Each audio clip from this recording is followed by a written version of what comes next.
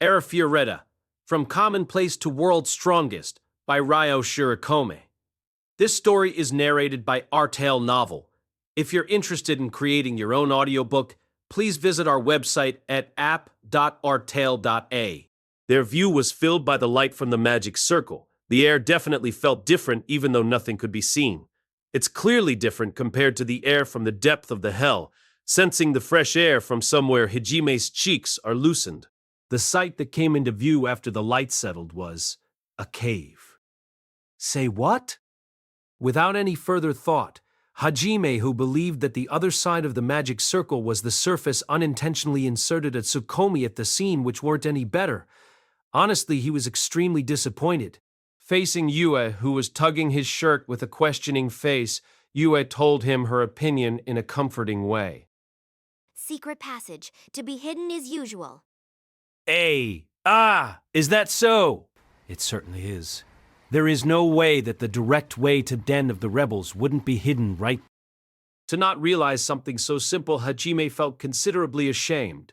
He pulls himself together while scratching his head. Without aid from the green light stone, Hajime and Yue advanced through the pitch-black cave without any problems. On the way, though, there were many doors with seals and traps. The Orcus ring would react, canceling the activation altogether. The two of them were cautious at first, but soon lost interest as nothing had happened so far and continued to advance till they finally found light. It's the light from the surface, the light which Hajime for the past few months and Yue for the past 300 years sought for. Hajime and Yu came to a stop when they saw it, looking at each other, exchanging glances, the both of them grinning, and simultaneously started to run toward the light that they yearned for. As they approached the light, which was gradually getting bigger, they could feel and breathe the air from the surface. It was different from the stagnant air from hell. The air was cool and fresh. Hajime had never felt as much as now how delicious the air was. Thus, Hajime and Yue both jumped into the light and reached the long-awaited surface. To the humans who live above grounds, this place was a hell, an execution ground. Below the cliff, magic could hardly be used. Even so, a lot of powerful and brutal monsters lived there. An average of 1-2 kilometer depth and 900-meter width, extending 8 kilometers from Vertical Bar Gurion, Great Desert Vertical Bar on the west, and Vertical Bar Harzana Sea of Trees Vertical Bar at the east. The great scar dividing the north-south of the continent was how people call it. Raisin Grand Canyon. Hajime and Yue were currently outside of the cave at the bottom of the Raisin Grand Canyon. Although they were at the bottom of the earth, the sun from above poured down bright and warm light. The fragrance of the surface mixed with the wind were tickling their nose. Compared to any kind of place it could have been, this place was surely the surface. In a daze while looking at the sun above their head, Hajime and Yue's facial expression gradually turned into smile. Even Yue, who was expressionless by default, could be seen smiling broadly by anyone who looked. We are back, aren't we? The two, finally hit by an overwhelming happy feeling of reality, looked away from the sun, glanced at each other, and with all their strength, started hugging each other. Yeah. We are back, damn it. While hugging Yui, who had a smaller stature, Hajime spun around. In that short while, an unsuitable laughing voice could be heard from the place that people called hell. On the way, even stumbling on the uneven ground felt excessively funny. Both of them are chuckling and laughing. At last, after the two laughter settled down, they were completely surrounded by monsters. Ha! These guys are really dense, aren't they? If I remember correctly, we can't use magic here, right? Hajime tilted his head while pulling out Donner and Schlag. Hajime, who had made an effort while studying, knew that if this place really is Raisin Grand Canyon, then magic could not be used. I know. However, I will still do it, but using mere sheer strength. The reason that magic could not be used inside Raisin Grand Canyon was because the magic power that are loaded into the magic that are invoked are disintegrating and dispersed.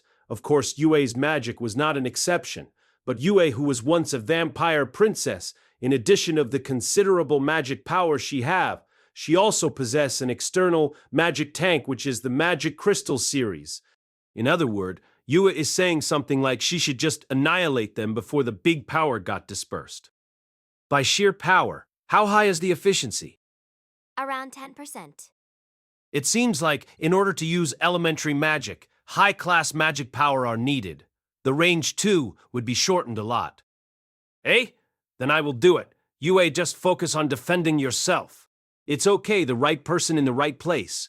This place is a bad place for magic user, right? Just leave it to me. Yu reluctantly withdraws.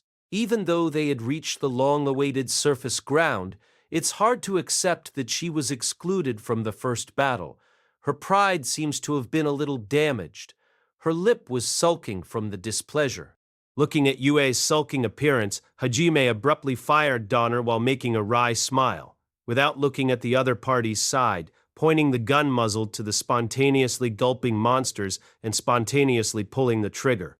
Without realizing the much too sudden attack, the surrounding monster's head burst and scattered, which resulted in dead without any resistance. There were only a gun's reverberation sound left in the vicinity. The monsters were frozen in place without understanding what exactly happened. Surely, if 10 of magic can be used, even lightning-clad could be used here. Then the railgun could be launched without any trouble. To the dumbfounded monsters, Hajime showed a bold smile. Now then, the monsters from hell compared with you guys. Which one is stronger? Let me try it out. Quickly taking Gun Kata's stance, killing intent was filling Hajime's eyes. When the surrounding monsters saw those eyes, they unconsciously took one step back. Even if they didn't notice it, their surely instinct felt it, that they had made a monster which they shouldn't oppose their enemy. An ordinary person would have their consciousness gone just from getting into the fierce pressure range. At last, one monster which couldn't hold the tension anymore let out a roar and jump out.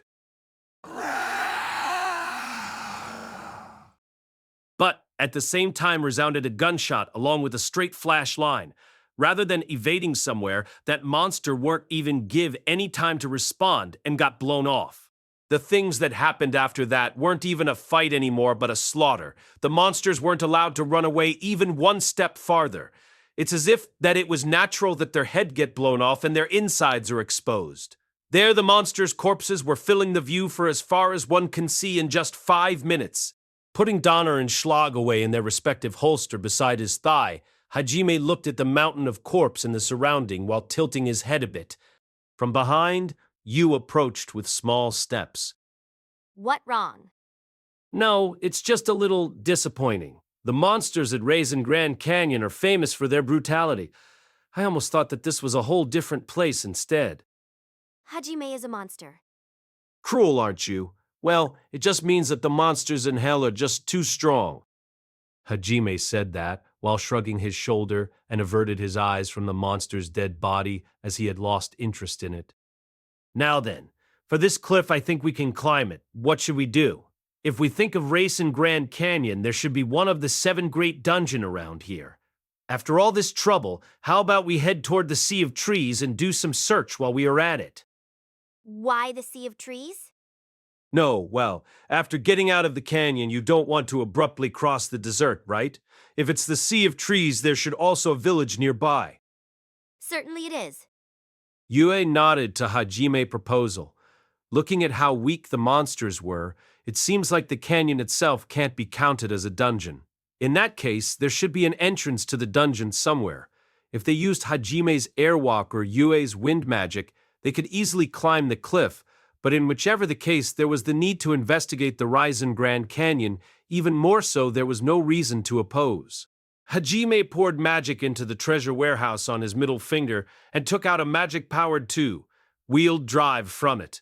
Straddling dashingly, Yue got on the vehicle horizontally and clung to Hajime's waist.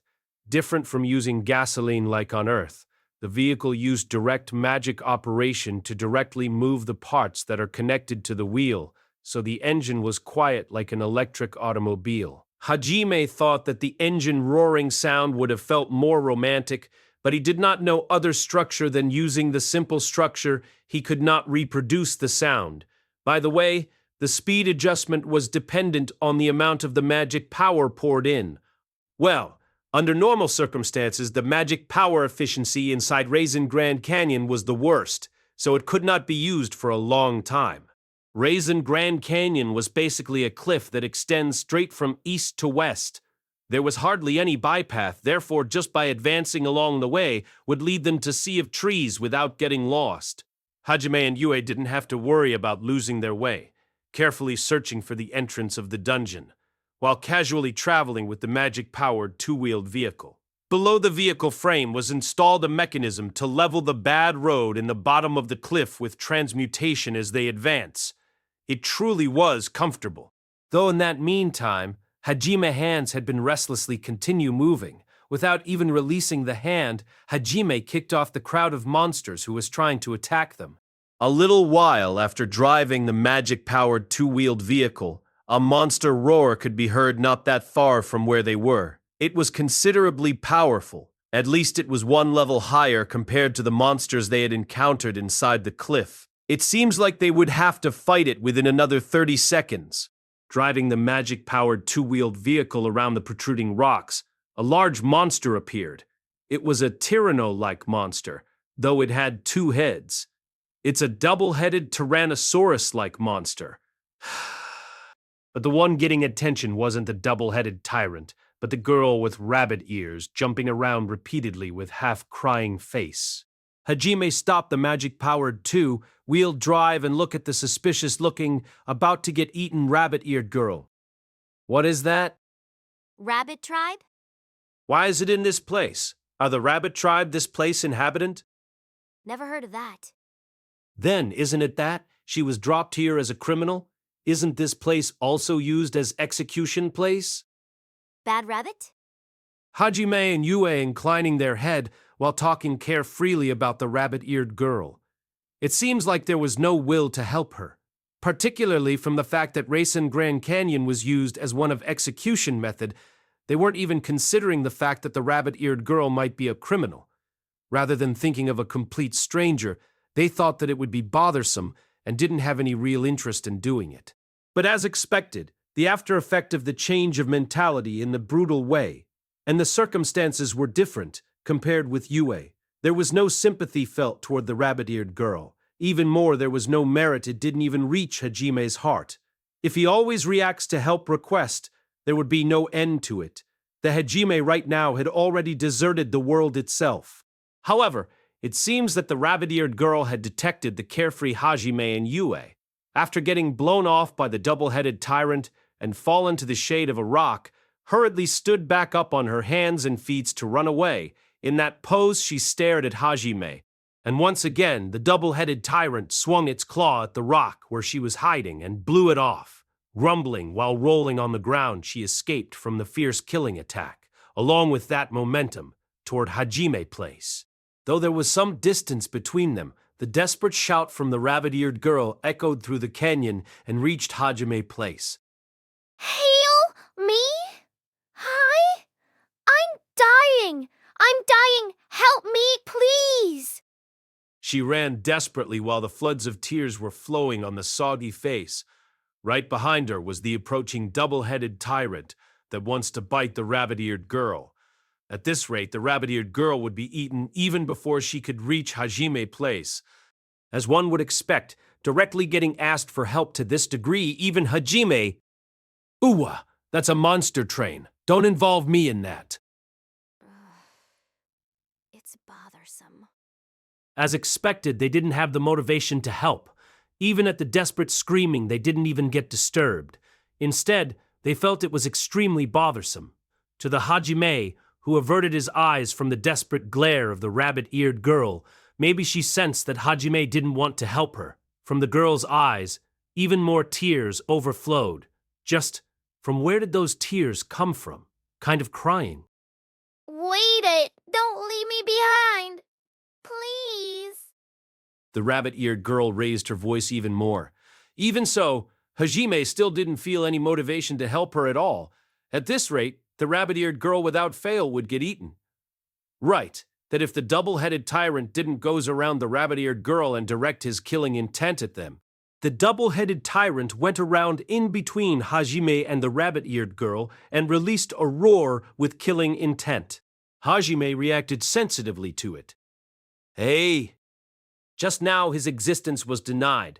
The object of praying was seen. The enemy is standing on the way. To the double-headed tyrant's killing intent, Hajime body reacted. To the enemy who had the intent to kill. Like that.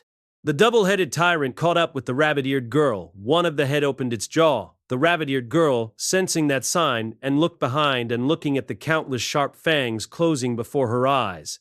Ha! It's ending here, eh? Despair words like that could be seen in her eyes.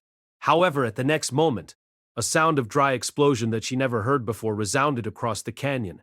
A flashline could be seen passing through the two rabbit ears standing due to fear, and now one of the approaching double-headed tyrant's head were pierced and pulverized from the back of the head right before her eyes. The other head that lost its strength crashed into the grounds, following the law of inertia, sliding on the ground. The double-headed tyrant that lost its balance toppled over the place while creating rumbling voices. From the impact, the rabbit-eared girl once again get blown away. The place she landed was clearly right before Hajime. Kia! Help, please! While falling toward Hajime, who was before her eyes, the rabbit-eared girl's hand were reaching out to him. Her outfit was all tattered, and a place that shouldn't be seen for a woman was clearly visible, and with the awful crying face, it was a scene where a man would, without a doubt, catch her. Are you stupid? Impudent?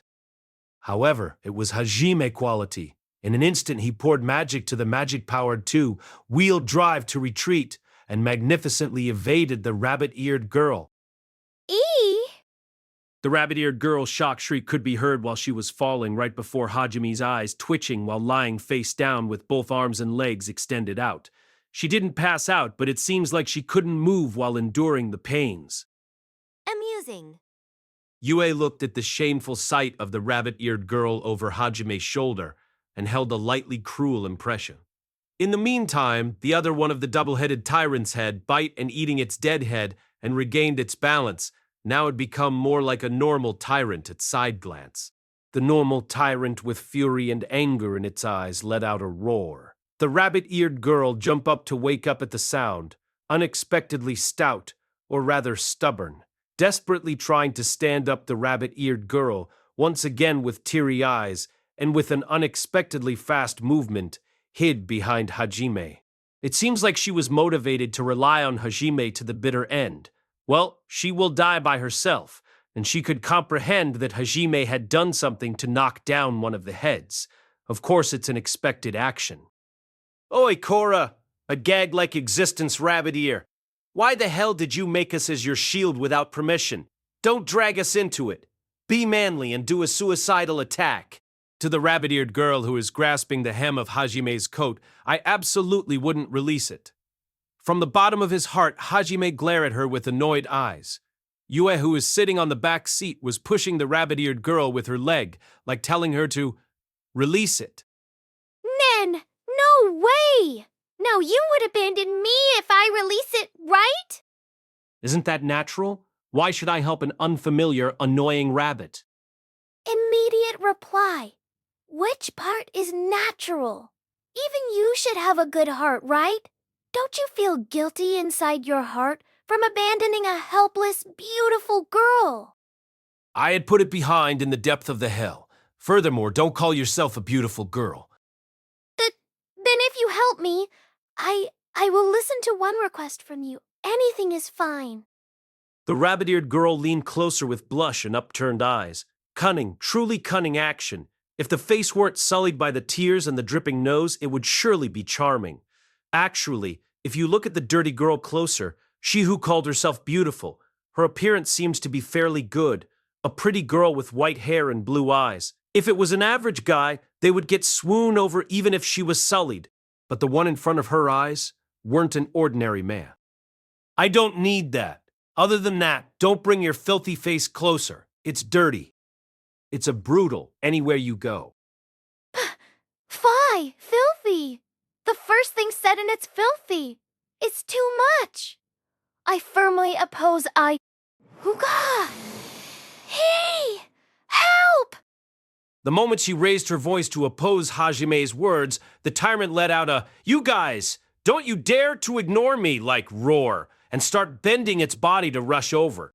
The rabbit-eared girl raised a miserable shriek while forcibly getting in between Yue and Hajime. Seemed to be annoyed. Yue kicked the rabbit-eared girl who was trying to get on the magic-powered two, wheeled drive trying to drop her off. The rabbit-eared girl desperately clung. "I definitely won't release it," while getting shoe mark imprinted on her cheek. As if feeling ridiculed while looking at that scene, the tyrant glared at Hajime and the others with more anger in the eyes, and finally started to charge. Immediately following, Hajime raised his hand and locked on the gun's muzzle to the tyrant's forehead. In the moment of less than 0.1 second, the process of aiming and firing were completed. With one gunshot, a straight flash line pierced the area between the tyrant's eyes. In an instant after convulsing a bit, the tyrant slowly fell sideways while making a tremor. To that vibration, the rabbit-eared girl reflexively let out, "Hugh?" sound like an idiot, and timidly showed her face between Hajime's armpit to see the end of that tyrant's fate. It's dead. That Diadoa, with one blow. The rabbit-eared girl opened her eyes wide with a surprised look on her face. Seems like that double-headed tyrant is called Daihidua. The rabbit-eared girl dumbfounded and staring stiffly at the remains of the Daihidoa while getting kicked by Yu and clinging to Hajime. Since a while ago, the long rabbit ears were brushing Hajime's eyes with seriously gloomy mood. "Enough!" Hajime elbowed her on the head to drop her down. Hubble? Letting out a groaning sound, and while shouting, "My head, my he-head," the rabbit-eared girl used both her hand to hold her head while writhing on the ground. After looking with a cold glance, Hajime poured magic into the magic-powered two, wheeled drive, and advanced forward like nothing had happened. But, sensing that sign, the rabbit-eared girl who was rolling on the floor grumbling suddenly jumped up to wake up with frightful vigor. "I won't let you get away," and once again clung to Hajime's waist. As expected, she was considerably resilient. Thank you so much for the help. I am from the Rabbit Clan, one of the Haria. My name is Shia. For now, please save my companion. And, considerably shameless, Hajime glanced to the side looking at the clinging rabbit-eared girl. Thus, right after getting out of the hell, with another troublesome matter, he let out another sigh. Please help my tribe. Rabbit-eared girl Shia Halia's voice echoes in the canyon. Apparently this rabbit wasn't alone, and her comrades were also in a similar predicament. She is very desperate, and though Yu kept increasing the strength of her kicks, there is no sign of letting go despite the shoe marks on her cheek. Because she was so desperate, Hajime couldn't help using his lightning clad. A, B, A, B, A, B, A, A, A, A, A, A, A, ah. After adjusting the voltage and current to non-lethal, she probably won't be able to move for a while. Shia's rabbit ears straightened out, and her hair produced smoke. When Lightning Clad stopped, she fell down in convulsions. "Geez, what a shameless rabbit. Shall we go, Yue?" Because there was nothing else to do, Hajime started pouring magic into the bike, but I won't let go. Shia got up like a zombie and clung onto Hajime's leg. Surprised, Hajime immediately stopped injecting magic into the bike.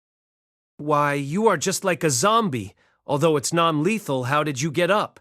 It scared me for a moment." Creepy. Ugh! What did you say? I also have something to say. Kicking and electrocuting me, that was so cruel. I'll sue you, you know. As apology, please help my clan. In her anger, Shia issued her demand with unexpected composure, though Hajime thought about dragging her as she is, when he thinks she won't let go anytime soon, and imagines a blood-stained rabbit-eared girl who keeps clinging to him. It gave him chills. "Geez, what is it? For now I'll hear it, so let go. Don't casually wipe your face with my coat." When he said he'll hear her out, Shia's face starts to brighten with a smile, and she casually wipes her dirty face with Hajime's coat. What good etiquette! Irritated, Hajime hit her and she let out a scream, Hagyun, while crouching. I was hit again! Even father never hit me before. Look well at my beauty. And this proportion. Can't be that you like male. So that's why you refuse my seduction back there. Because he heard some improper remark, with Shia in crouching position, Hajime give her a heel drop at her head.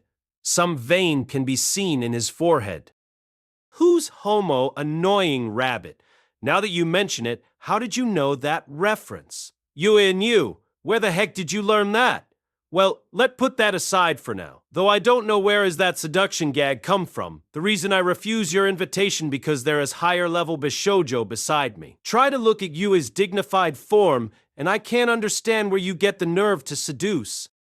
While saying that, Hajime steal a glance at Yue. Hearing his word, Yue was covering her blushing cheek with her hand while shaking her body, her hair reflecting the sunlight shine with star-like light. Her bisque, doll-like skin now dyed in faint red, capable to charm anyone without exception. Appearance different from the first time they met. Wearing pure white dress and black mini-skirt decorated with frill, a long coat with blue lines spread from the top, also short boots and knee socks. All of it are made from Oscar's clothes and demonic beast materials by Yue herself. It also have high durability to protect the user. Meanwhile, Hajime wears similar clothing composed of black and red, with black and red line coat. This is also made by Yue. At first Yue made him white clothes to give pair look feeling. Of course it was quite embarrassing, because of his white hair make him all white. Hajime feel unpleasant about it, then settled with current style. Shia can only flinch with when she see Yue's beauty. But there is one thing that need to be corrected by Hajime, because it was his subjective view without including proportion as well. In a word, when seen objectively, Shia won't lose in term of a bishoujo. A long and straight gray hair tinted with blue hue and clear blue eyes. White eyebrows and eyelashes, also her white skin made her figure feel mysterious. Her hand and feet also slender and long. Rabbit ear and tail that move added to her loveliness. When seen, furry lovers, kimono, surely will unconsciously shed tear in gratitude. Above all, there is one thing that Yue lack. That is to say, Shia have big boobs, and it also emphasized by her ragtag clothes, truly a weapon that can't keep silent. It shake violently every time she move. Violently, not just bounce, for confirmation. In short, her confidence in her figure and style is not a strange thing. It can be said, Hajime is the strange one, before he surely will, rabbit ear. And Rundaibu, even so, for Shia, whose pride was damaged. The forbidden word was said. But, in case of chest, it's my win. Didn't you see that girl is flat-chested? Flat chest. Flat chest. 2. Petanko. Her shout echoes in the valley. You who trembled in embarrassment, suddenly get up from the bike with her expression hidden behind her bangs. Rabbit ear, rest in peace. In that time, it can be seen from Yue, a cliff deeper than Reisen Grand Canyon. Yue whisper-like voice can be heard by the trembling Shia, rabbit ear. Have you finished your prayer? As if apologize can solve it. Just die! Just die! Storm Emperor, Suddenly tornado appear and swallow Shia, then launch her into the sky. Her scream echoes in the canyon. After 10 seconds, Gusha, she fall in front of Hajime and Yue. Her convulsion with buried have completely similar to Inuoi's character, completely gag-like. Though her figure was extraordinary, what a child of failure. Only wearing ragtag clothes, and added with this, it can't be called nothing but garbage. Thing that must not be seen was seen because her upside-down figure. Something like this can awake 100 years of love. Yue seems to express job well done, while wipe her sweat and walk to Hajime. With him sit on the bike, she quietly stare at him. do you like it big? A truly and problematic question. If Hajime say yes, he will suffer the same fate as that regrettable rabbit that's still convulsing now. That must be avoided. Yue, it's not about the size. Who the partner is the most important.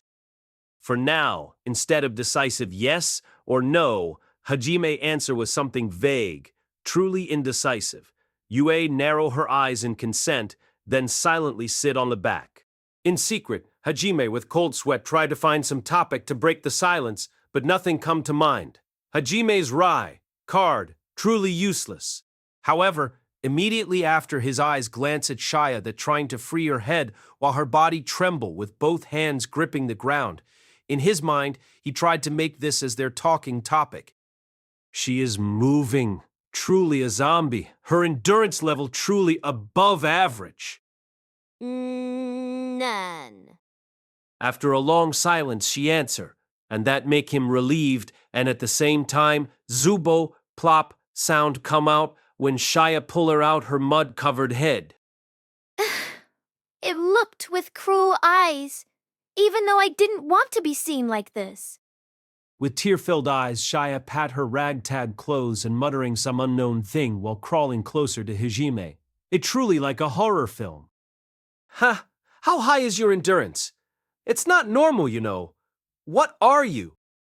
With Hajime's suspiciousness, Shia sits up and finally tell her problem. She made serious expression while sitting in front of Hajime and Yue who were on the bike. Well, it already late for a lot of thing, but... Let me reintroduce myself. I am Shia Halia from Halia Rabbitman Tribe. The truth is... Finally, Shia began to summarize her story. Shia and her tribe, Halia Rabbitman Tribe of 100, used to live quietly in Haltina's Sea of Trees. Rabbitman Tribe have excellent hearing and stealth skill, but their specs are low compared to other demi-human. Because of that, they are ranked lower compared to other demi-human. They are gentle and dislike fighting, and treat the entire tribe as one family. In addition, they have excellent figure in general, different from elf's beauty. Because they are cute, they are caught by Empire to be enslaved and become a popular product. One day in Halia tribe, one of Rabbitman tribe, a girl was born with abnormality. Even though Rabbitman basically have dark blue hair, that child's hair is gray with blue hue. Moreover, it has magic that demi-human didn't have, to directly manipulate magic. To be able to use a certain peculiar magic. To be able to use a certain peculiar magic. Of course, the tribe was greatly puzzled. A child that impossible to born in Rabbitman tribe. No, even demi-human.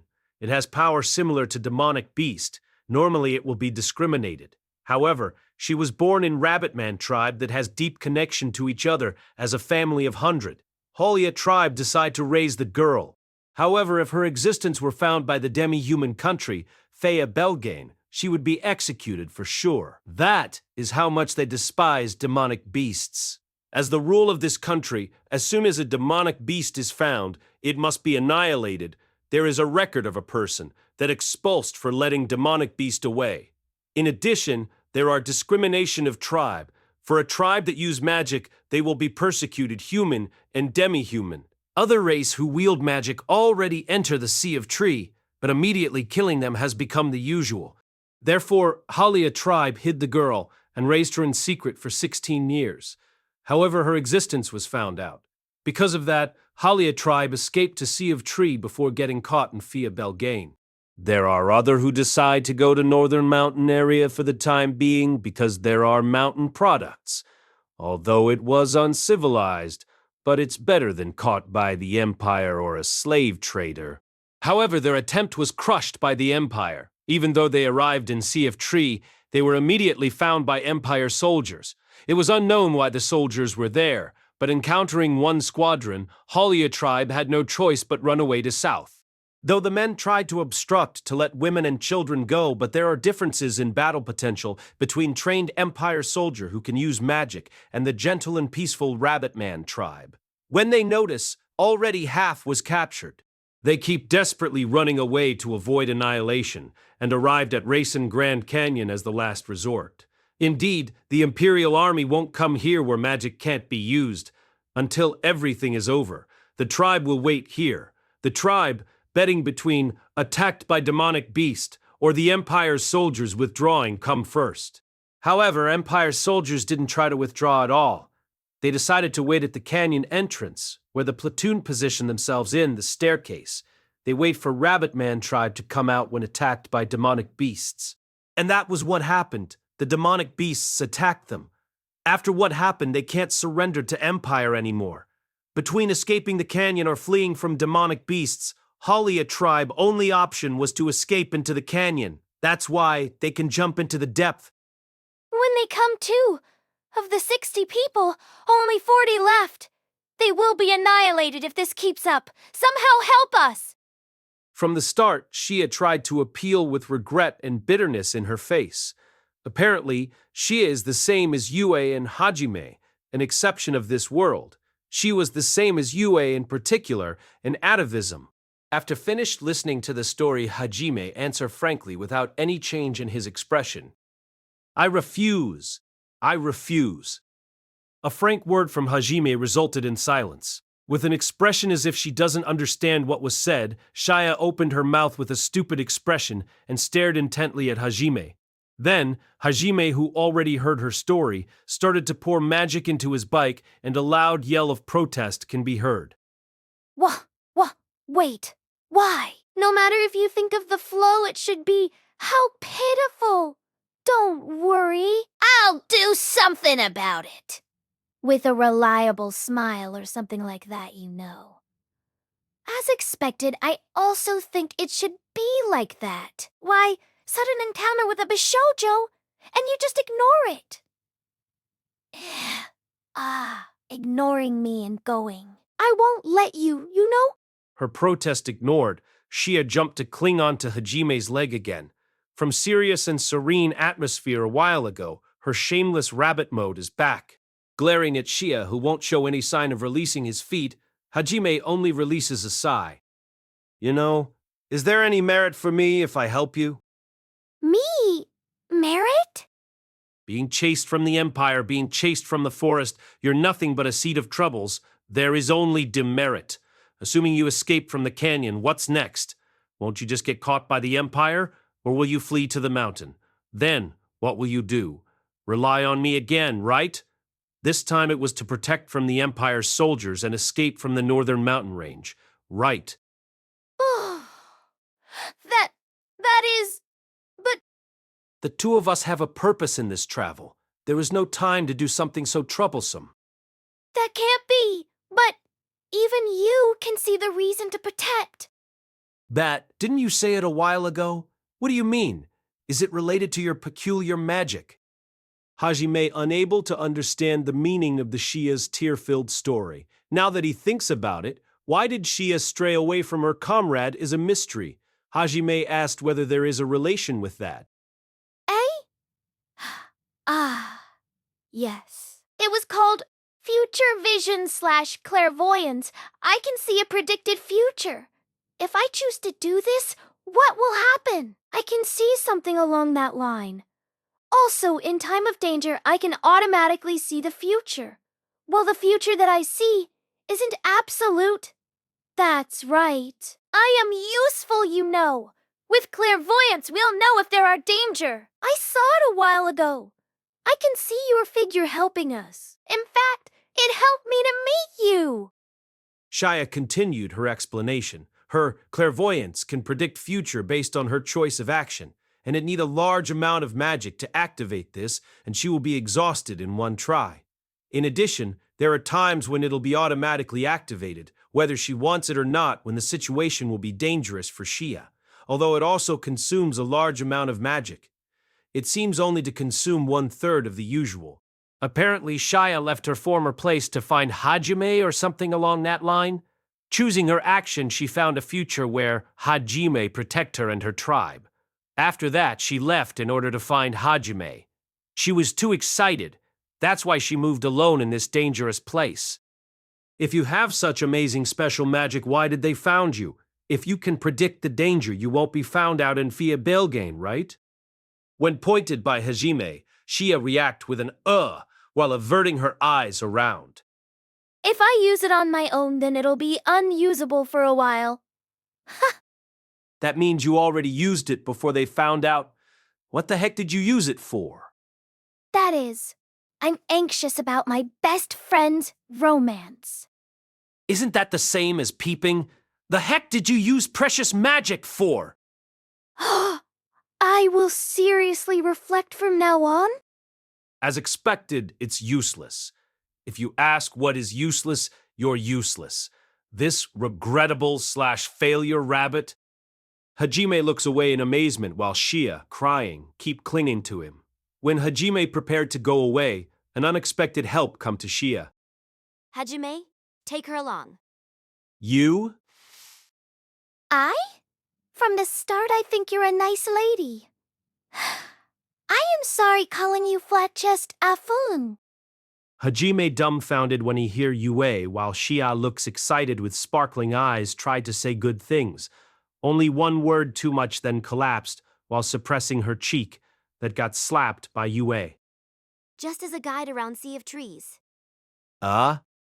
Certainly, it is said only demi-human won't get lost in Sea of Trees, and if the Rabbit Man tribe will guide them, then that's reassuring. Though there are some measures that I can think of when lost, but it can be said it was a rough idea without certainty. At worst, they will kidnap some demi-human to question about the road, but honestly, if there are demi-human that willingly guide them is the best. However, Hajime hesitated because Shia have too much trouble in her hand. Yue stared at Hajime to break his hesitation. It's okay. We are the strongest. That is the word Hajime said in the abyss. They won't hold back for this world. When they cover each other, they are the strongest. Hajime can only give a wry smile hearing his own words. With help from Rabbit Man tribe, it will be easier to search around Sea of Trees. Before the roots of the tongue dries, too.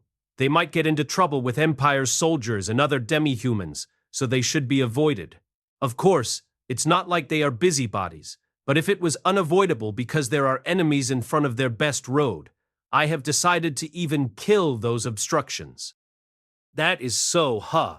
Oh, be glad, regrettable/failure rabbit. I'll make you our guide through the Sea of Trees. The reward will be your life, safety.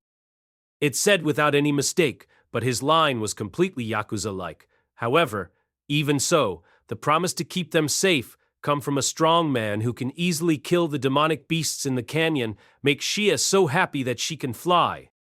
Duh! Thank you very much! Oh, what a relief! Seriously, what a relief! Shia cried with joy. However, she immediately stand up, because there are no time to lose. You, my best regard. Then what should I call you?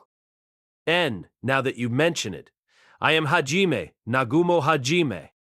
I see. Hajime-san and Yue-chan. Shia said their name several times to remember it, but you dissatisfied and objected her. Use Dash-san. Failure rabbit. Phil?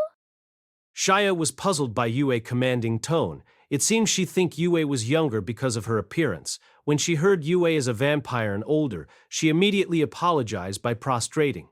For Yue, it's not like she hate her. Though, don't know why.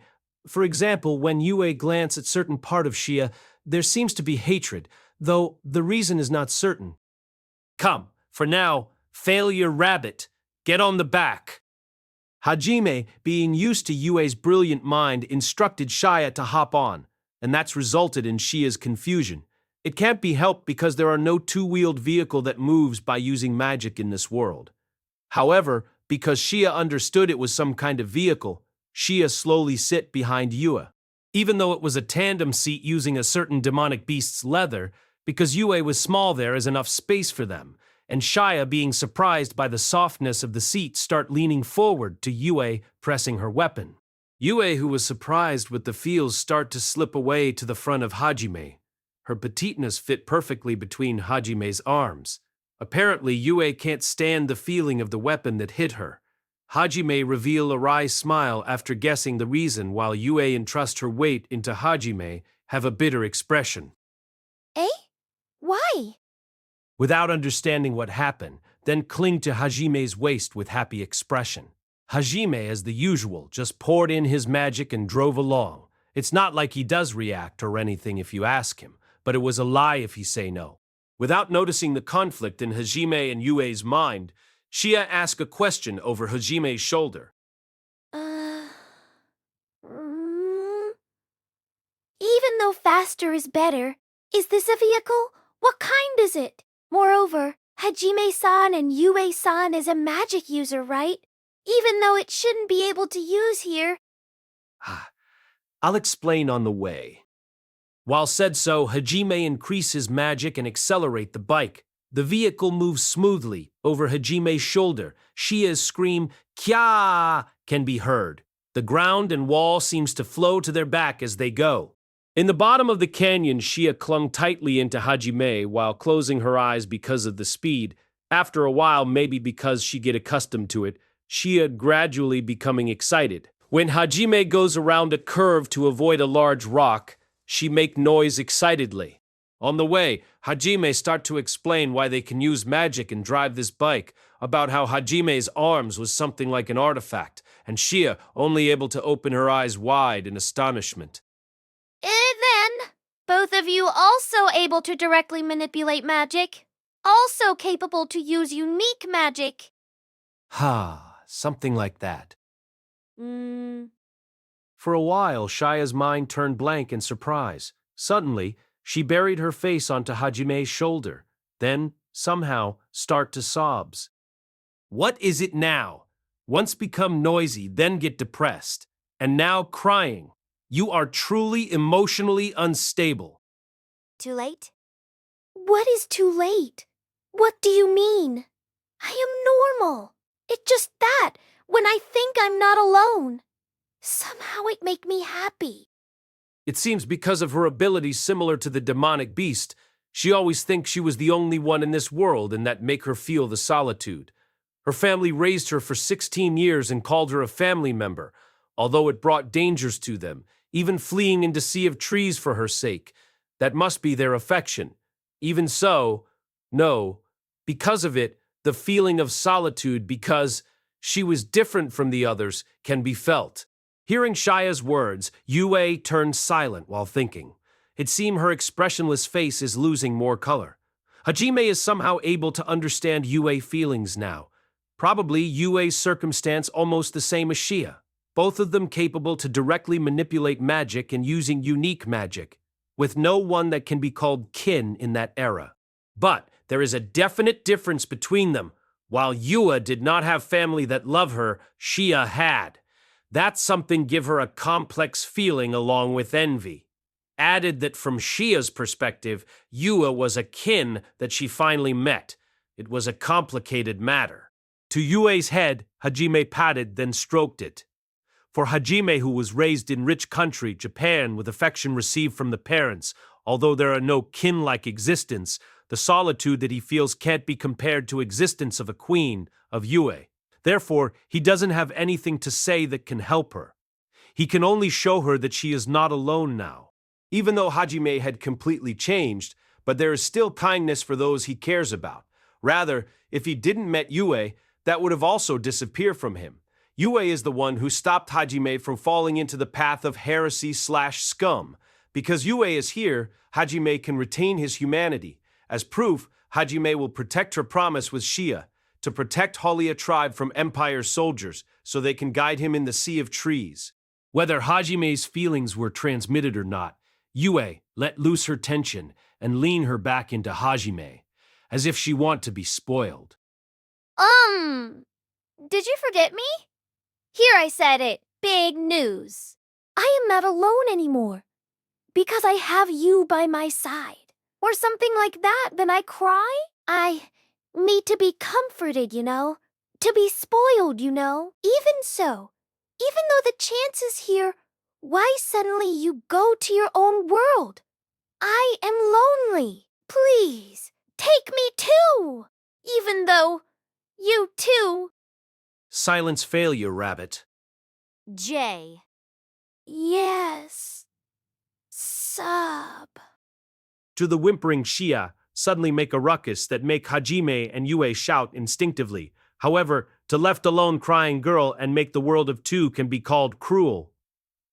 Added that she got yelled Shia was truly pitiful, but her strength is her strong point. In her mind, first I must make them call me by name. After all, they are comrades I finally found. I won't let them go, became her new goal. Meanwhile, Yue and Hajime yelled, echoed, then demonic beasts' roar can be heard in the distance. Apparently, there are a lot of demonic beasts in front of them. Hajime-san, we will arrive soon. That demonic beast's voice is close. Close to Father and the other's place. Da! Don't shout near my ear. Did you hear? Hang on tight because I'll increase our speed.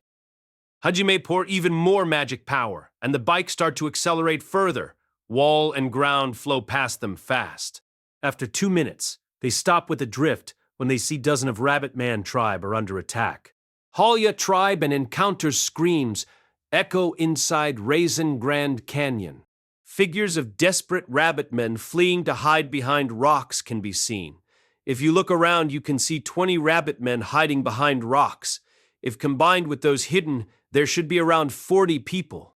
In the sky, flying-type demonic beasts that were rare even inside the abyss are glaring at the frightened Rabbit Man tribe. If you ask, their appearance are similar to the monster called Wyvern, with span/height around 3-5 meters, sharp claws and fang, also equipped with sharp thorn at the swelling end of their long tails similar to Morning Star. Hi, Over his shoulder, Shia's trembling voice can be heard. It seemed those wyvern-like creatures are called Hyveria. There are 6 of them, trying to catch the Rabbit Man tribe while circling in the sky. Finally, one of Hyveria takes action. After rotating in the sky, it dives towards one of the large rocks where some Rabbit Man tribe members are and strikes the rock with its tail, helped by centrifugal force. Along with deafening sound, the rock was crushed and the Rabbit Men came out screaming. As if saying, "I've been waiting," the Hyveria starts to devour the helpless prey by opening its jaw. It's aimed at 2 rabbit men. What's left is a body without waist, an unmoving small child that the man from the Rabbit Man tribe tried to cover. Seeing those seen, despair can be seen on the other Rabbit Man tribe, because who knows when their other's family member will be Hyveria prey. But that's not what happened. The reason is there is someone who contracted to help them, the monster who escaped the abyss. 2 flashes and sound of gunshot can be heard in the canyon. One of the shot aimed at middle of the head of that attacking Hyveria. With a hole in its head, it falls to the side of the 2 crouching rabbit, producing a cloud of dust. Its roar stopped. At the same time, a tremendous sound can be heard behind them. Without any time to be surprised, the Rabbit Man tribe turn around. They saw one of the Hyveria lose its arm, with blood bursting from it, while writhing in pain. Soon, some of the Rabbit Man tribe lose strength in their waist. That's because while they are focused on the first Hyveria, they didn't notice another Hyveria come close to them. Of the 2 bullets, the other one shot through the second Hyveria's arm. Losing its balance, it falls to the ground while writhing in pain. What is? At that time, the man who tried to cover the child can mutter that while alternating his vision between the Hyveria that died after being shot in the head and the one that is writhing in the back.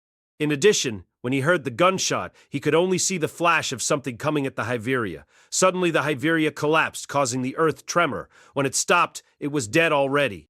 Seeing their comrade is dead, the other Hyveria in the sky roared in rage at the same time. To the cowering Rabbit Man tribe, they can hear a sound that never heard before, a jet. This time another sound comes and they turn their eyes to the source. What they see is a black vehicle. From that 3 figures can be seen coming in high speed. Of the 3, one of them is someone they know too well. In the morning, she suddenly disappeared. She is the girl they are looking for in the first place. She feels it was her fault that the tribe is in the state they are now, trying to conceal it with her cheerfulness. But her expression shows her anguish, thinking of reckless things. While worrying, she suddenly disappears. At the same time, carefully the Halya tried to look for her, even though they thought the tribe will be annihilated before finding her. The rabbit-eared girl fly in the sky with high speed. Shia's scream echoes in the canyon. The Rabbit Man tribe screamed Shia, looking at this unbelievable spectacle with their eyes popped. The Hyveria also roared, trying to catch the prey that coming to them, but Shia, who stiffened and staring at the sky, just fly past their eyes. That girl waving at them from the black vehicle, cheerfulness can be seen in her face. and the Rabbit Man tribe look at her with expression as if they can't believe what they saw. Everyone, I have called for. When they hear her voice, they finally believe it was real. Then all of the Rabbit Man tribe called her name. Shia. Hajime made an irritated expression while driving the magic bike in high speed. After confirming her family's safety, Shia standing up on the bike while waving in happiness. Even though that is fine, but so that she won't fall from the bike moving in high speed. Shia leaned her body to Hajime and her heavyweight lethal weapon bouncing up and down, then hit his head. Because of that, his aim shifted and the second Hiveria didn't get killed. Hajime gripped Shia clothes, who was jumping up and down with Pyoko Pyoko to stop her. Shia, who noticed it, tried to question him. But even if she can't see Hajime's face, because she noticed the atmosphere, she timidly asked, Ooh, Hajime-san? What happened? Why did you grip my clothes? If you're so energetic that it obstruct the combat, I thought I'll give you a job. Job. What should I do? It's easy, just go to the front of those starving demonic beasts. Easy, right? Hi. What are you? Don't lift me! Don't swing me! Shia, who's struggling with nervous expression, was lifted easily by Hajime, who has more than 10.00 strength. Hajime, who is driving the two-wheeler bike with one hand, starts drifting and with expression telling there is no need to talk, throws Shia to the sky with the help of centrifugal force. Go! Failure, rabbit! Yeah! Because of that, Hajime won't miss that chance. Those flying Hiveria has become easy targets. 4 gunshots can be heard simultaneously. It penetrate those Hiveria's jaws, and their heads crushed. Without time to scream, the Hiveria lose their power and fall to the ground. They are stronger than that double-headed Tyrono-like Daihidoa that attacked Shia. In this canyon, they are known as dangerous and troublesome demonic beast. It's hard to resist their attack. When looked by their predator eyes, the Rabbit Man tribe stiffened. With their ears, they can hear the girl's scheme becoming closer. Help me! Hajime-san! Hajime passed through the Rabbit Man tribe that start running to catch her, and splendidly catch the falling Shia, then stop the two-wheeler bike with a drift. After that, he throws Shia away with a pay. I want you to be gentler. I want better treatment. I want you treat me as important as Yue-san. Shia protests while sobbing. It's not like Shia loved Hajime. It's just that, within the despair she currently in when she see hope, Hajime, a mysterious sense of trust is born. Even though his character is completely without mercy, he won't betray his promise. Added that Hajime and Shia are in a similar circumstance. Similar because she can feel something familiar about him. Also that Hajime cherished Yua, who is the same as her. She understands that even with the short time they are together, because of that, she hoped that happened to me too. With the impact of catch and release, her ragtag clothes becoming more worn out, added that her crying as she kicking around, Shia's appearance is so pitiful. As expected, it was too much. When he thinks so, he take out a coat from the treasure warehouse and put it at Shia's head. I don't want to be involved any more than this, he thought, without any remorse. However, even with this, Shia was happy. Suddenly something was put on her head, and when she saw it, it was a coat and start to laugh. She immediately wears it. It was the same white coat with blue hue as you, the same one that you made for Hajime to form pair look. Mo. Hajime-san is just not honest, huh? It was similar clothes as Yue. Is it my woman appeal? It's bad, you know. I am not that cheap, you know. Please be more affectionate. Shia said that, gripping the coat's hem with Ionian look. And that make Hajime irritated again. He silently pulled out Donner, aimed at Shia, then fired it. Heiken! The bullet that fired was non-lethal bullet coated with rubber-like leather of a demonic beast. It just that, because of the firepower, Shia jumped back and fall to the ground, then rolling around in pain. She screamed, my head, but As expected of her endurance, she immediately gets up. To that Shia, the Rabbit Man tribe start to gather to get her treated. Shia, are you okay? Father! The one who called her was a middle-aged rabbit-eared man with short dark blue hair. It's clear whose rabbit-eared old man he is. This spectacle give out surreal feeling for him. Immediately Shia and her father start to talk to the others Rabbit Man tribe about what happened. After ensure that they are safe, they look at Hajime. Is it okay to call you Hajime Dona? I am Cam, Shia's father, and also the chief of Halia tribe. I can't thank you enough for helping Shia and our tribe out of the predicament, even helping us escape. As father and the chief, I wish to express my gratitude. Kam, who introduced himself as the chief of Halia, immediately bows to him. Behind his back, the others Halia tribe did the same. Well, please raise your head, but when it's over, be our guide in the sea of trees. Don't forget that you know. Also, aren't you trusting us too easily? Even though demi-humans and humans aren't in good relationship with each other. Forgetting about Shia's existence, in this world demi-humans are discriminated. In fact, they are cornered here because of a human. Even so, they bow to Hajime that is clearly a human, and accepted Hajime's help. Even though that is the only method left, isn't it too simple? Hajime started to doubt them whilst concealing his disgust. To that, Cam answered with a wry smile. You're trusted by Shia. By association, we trust you too. It's because we are family. Hearing the answer, Hajime was half amazed and half admiring them. For a tribe to leave their hometown for the sake of a single girl and to be able to trust a human they just met, truly their caution is so thin, it can be said their personality is too kind. It's okay, Father. Even though Hajime is without mercy even to women, move without any concern to others, so cruel that he easily uses others as a decoy, he will protect his promise. He is not a scum who'd trample others' hope. He will protect us, for sure. So that is. In other words, a shy person, huh? If that's so, I believe him. Hearing Shia and Kam, the other tribe members also said, I see, a shy one, huh? While looking at Hajime with warmth in their eyes, then nod their head. Hajime with vain appear at his head, start to pull out Donner, but he was ambushed. N. Hajime is a shy one. In the bed. In the bed. Careful. Well, Hajime was shocked. Demonic beasts are gathering to their place and surely will become troublesome if they keep still, so they start to depart. They are advancing to the exit of the Raisin Grand Canyon as the goal. 42 people of the Rabbit-Ear tribe traveling along the canyon. Naturally, a lot of demonic beasts tried to attack them, but to no avail. Those who tried to attack the Rabbit Man tribe without any exception had their head blown with a flash. That flash accompanied with gunshot. When looked around, you can see a lot of demonic beasts' corpse scattered around Raisin Grand Canyon that make the Rabbit Man tribe dumbfounded and stare in awe at Hajime who did this. Especially the child, they are looking at Hajime's overwhelming strength and see him as their hero with sparkling eyes.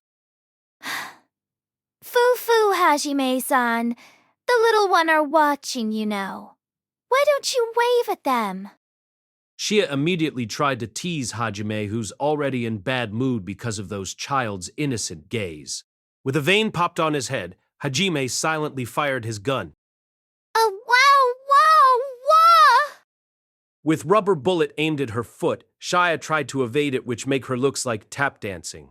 To that spectacle, Shia's father Kam only reveal a wry smile. Meanwhile, Yue look at her with amazement. So Shia and Hajime already that close. It looks like Shia already reached that age, huh? It's make father a bit lonely. But if the other is Hajime Dono, then it is a relief. Even though her daughter is still shotted at, Kam saw her as if celebrating her departure, as in marriage, with tear forming in the corner of his eyes. The other's tribe member also look at her with warm gaze, although her screaming, "Help me," can be heard. Wait, all of you. Why is that you conclusion after looking at this situation? Unbelievable. As Yue said, it seems the Rabbit Man tribe rather lack of common sense, and it's already become something natural for this tribe. though it wasn't known whether it's applied only to Halia tribe or not. After walking for a long time, their group finally arrive at the entrance of Raisin Grand Canyon. There are finely built staircases as far as Hajime's far sight can see. The stairs was built by cutting along the wall, and it was the type that make an U-turn every 50 meters. Sea of trees can be reached after walking around half a day after exiting Raisin Grand Canyon. While Hajime tried looking at the distance, she has started to talk with uneasiness in her voice. Are there any of Empire's soldiers? N. What can I say about? Although there are the possibility of them getting annihilated already. That is supposed that there are Empire soldiers around. Hajime-san, what will you do? What do you mean by that? Hajime tilts his head because he can't understand the question asked by Shia. Rabbit ear of the Rabbitmen tribe here perked because of her question. Unlike demonic beasts, the enemy are the Empire soldiers. Human race. The same as Hajime-san. Are you sure you can fight them? Failure, Rabbit. Didn't you already see the future? Yes, I am. Hajime, confronting the Empire soldiers. Then, what is the problem? I want to confirm it. To protect us, Rabbitman tribe from the Empire soldiers, and confront the human race. Are you really okay fighting against humans? Having heard Shia's word, the surrounding Rabbitman tribe nervously looking at Hajime. The children can't understand what happened, but guessing the serious atmosphere started to alternately looking between the adult tribe members and Hajime restlessly. However, inside such a serious atmosphere, Hajime casually said, "What is wrong with that?" Eh? Like I said, there is no problem for me to fight against human. Aren't you come from the same race? Didn't your tribe also chased by the same race, demi-human? That is, well, even if you put it that way. Although you're wrong about the basic. Basic? Shia was tilting her head, and the surrounding Rabbitman tribe looked confused. Listen, I am employing your tribe to be my guide, so I'll be troubled if any of you died, so I'll protect it. It's not like I was sympathizing you, or I have any kindness to do that. Moreover, I won't protect you forever. Didn't you remember that? Oh, yes. I remember. If so, I'll protect you until my business and Sea of Trees over. Everything are for my own benefit. Because of that, it doesn't matter if it demonic beasts or humans. If they are tried to obstruct my path, they are enemies, and enemies must be killed. Simple as that. I see. Shia consented with a wry smile to that Hajime-like answer, even if she with foresight saw Hajime confronting the Empire. Because the future wasn't absolute, she didn't know if it'll come true or not. There are others' future with higher possibility that she's seen.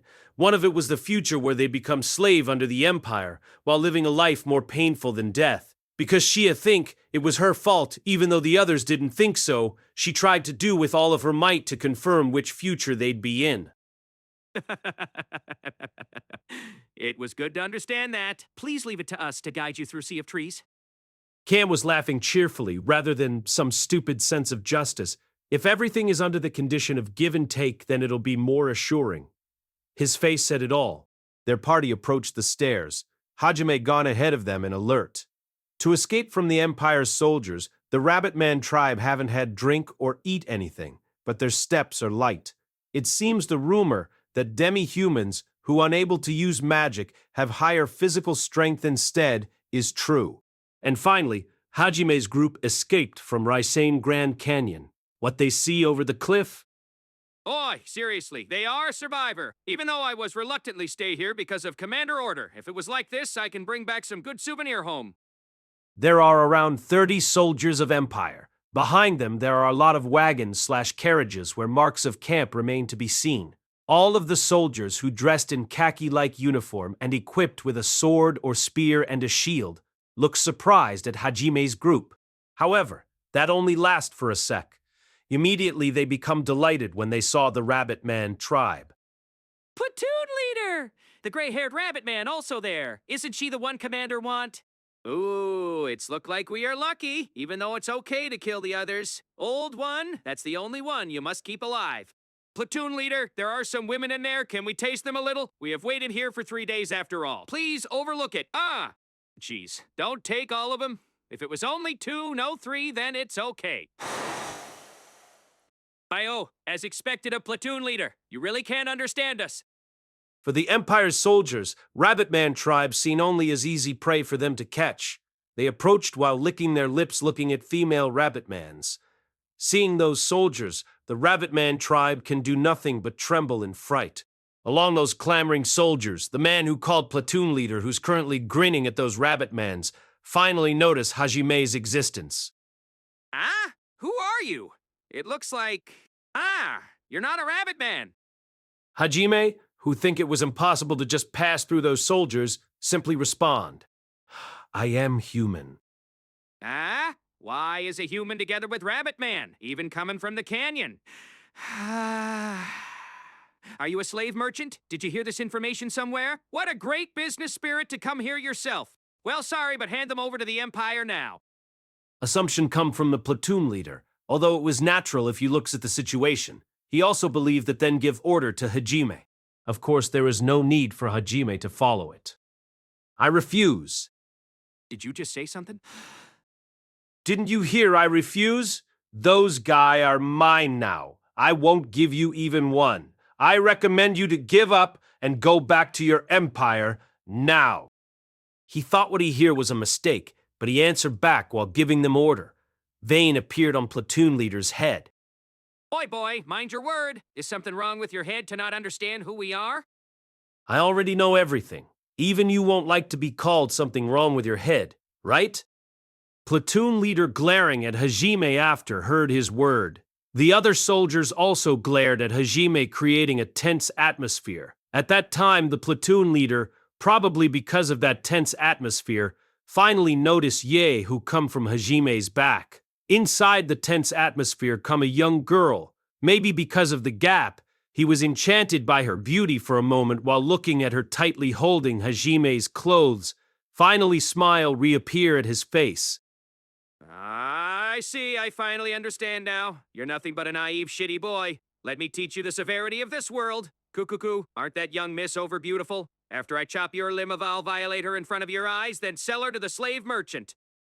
To that word, Hajime frowned his eyebrows, and even from the expressionless Yue, disgust can be felt by everyone who look at her. Yue, who can't forgive that men existence, hold out her right hand. However, it was stopped by Hajime. To the dumbfounded Yue Hajime, only say one thing. In conclusion, you are my enemy, right? Did you still not understand the situation? You bastard should be trembling while seeking forgive? The irritated platoon leader, unable to finish his word. The reason is when one gunshot can be heard, his head was shot. On his head, a big hole in the middle of forehead can be seen, and brain matter scattered from the back of his head, then collapsed just like that. Unable to comprehend what happened, the other soldier can only stare dumbfounded at the platoon leader. One gunshot can be heard, and at the same time, 6 Empire soldiers' head was shotted. Actually, it was 6 shots, but Hajime's speed was so fast that only one gunshot can be heard. Naturally, after seeing their leader and comrades' head shotted, the soldiers become panicked and turned their weapon to Hajime. Though they don't know how, they understood who the cause. What a precise judgment. Personality aside, as expected of Empire's soldiers, their ability is real. The soldiers immediately moved forward while the rear started to chant. However, something immediately rolled over to their feet. A black cylindrical object. What is this? Though they puzzled, but they only looked without interrupting their chant, and they turned into corpses in the next moment. That's because the black object, grenade, exploded. Moreover, metal pieces burst from it just like a fragmentation grenade. Compared to the real one, its power was far stronger.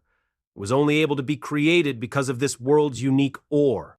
Only with one move, around 10 soldiers immediately died, with their hands and feet blown off, their organs scattered. In addition, 7 more figures can be heard groaning in pain. To the explosion in the back, 7 soldiers who act as vanguard immediately stopped their charge. Wondering what happened, 6 soldiers who looked at their back, along with their other companions, immediately crumbled because of a shot through their head. Blood sprayed around. However, one of them remained alive, having lost his power, and remained at his spot. It was not wonder. Only in a moment his companions was annihilated. It was not like their forces are weak. In fact, there are some elites who complained having received the orders. Therefore, with an expression asking if he was inside a nightmare, his glance wandering around. And, to his ear, an aloof voice can be heard from the cause of this tragedy. Unway as expected, if it was against human, there is no need to use lightning clad. The usual bullet and mechanism was enough. Combusting stone is really a convenient one. That soldier was surprised and started to turn to Hajime in fright. Hajime, while tapping Donner to his shoulder, slowly approached that soldier.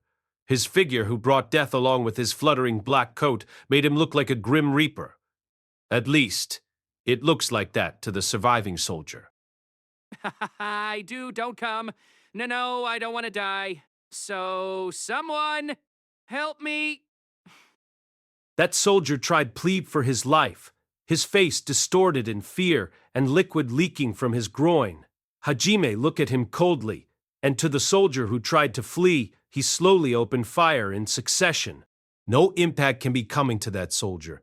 What Hajime shot was the soldiers who was severely injured by the grenades. When he noticed it, the last surviving soldier timidly looks around. This time, he finally sees the disastrous scene of annihilation with his own eyes. The gun's muzzle finally aimed at the stiffened soldier. Again, his body shook, and with an unbecoming expression, he started to plead for his life. I'll ask you. Please don't kill me, I'll do anything. Please! Is that so? Then, tell me what happened to the other rabbit-mans. Even though there should be a lot of them, have they been transported to the Empire? What Hajime tried to ask was, it takes time for 100 people along with rabbit-mans to move around, so it'll be okay to help them on the way if they are near. Well, if they are already arrived at the Empire, then there is no need to purposely help them. Why will you spare me if I tell you? Did you think you're in any position to ask me? Well, it's not like I need those information. Should I kill you now? Please, wait. I will say it. They are probably have been transported because we already reached the quota. The quota, in other words, those who won't sell, such as elderly, was killed. Hearing that word, bitter expression appear on Rabbit-man's faces. Hajime take a peek at their expression. Immediately, he glanced back at the soldier. In his eyes, killing intent can be seen. Wait, please wait. I will tell you anything about the Empire or anything you want, so please. Having noticed his killing intent, the soldier desperately plead for his life, and answer his plead was, 1 bullet. At this, all of Rabbit-man's hold their breath, added that Hajime's completely unforgiving behavior. Fear appear in some of them, who know if Shia also feel the same. She timidly asked him. Isn't okay to just overlook that person? Huh? Hajime glanced at her with amazed expression, and Shia only can mutter, to the one that killed their family members, also tried to enslave them. Looks like the Rabbit-man tribe can forgive them. When Hajime tried to say something, Yue immediately told them, Once the weapon was pulled, the result, even if the opponent was strong, they'll be inconvenienced sooner or later. Is... In the first place, how can you look at Hajime with that kind of eyes even though he protected you? It seems Yue was angry. Even though they are protecting them, she won't forgive those who harbor negative feeling toward Hajime. Even though it was natural, the Rabbit-man tribe can feel their guilt. Fumu, Hajime Dono, I apologize. It's not like we blame you. It's just that, for us, it was the first time we saw something like that. That's right, we are only surprised by it. Hajime-san, I am sorry. Having heard Shia and Kam apologize to him representing their tribe, Hajime only waved his hands to tell them not to worry about it. After that, Hajime go to where the horses and wagon/carriages are, then told the Rabbit-mans to hop on. Even though it take half a day walking to Sea of Trees, since there are horses and wagons/carriages, they should use it. He take out the magic-driven two-wheeler bike from the treasure warehouse and link it to one of the wagon/carriage. The party continue their course to Sea of Trees. Also, Yue use wind magic to drop the Empire's soldiers' corpse to the canyon.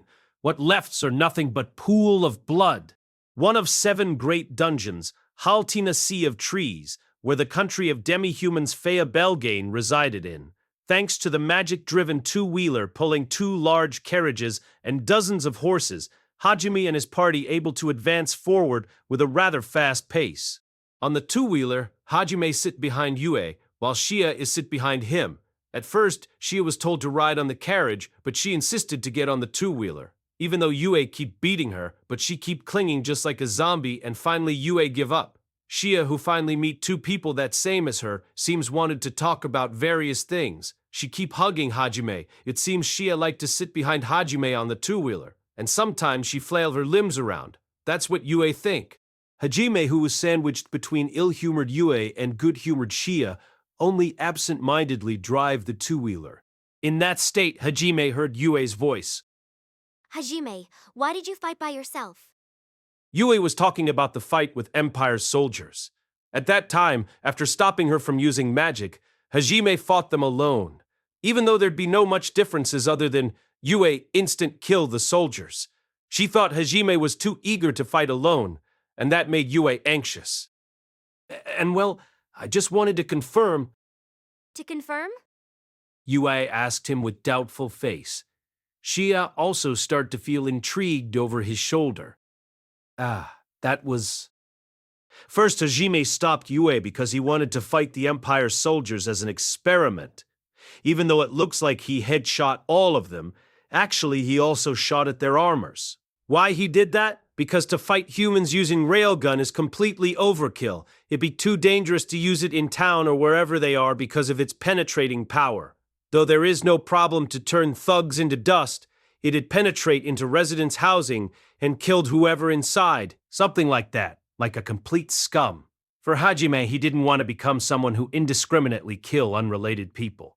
So, it was necessary to measure the proper amount of power.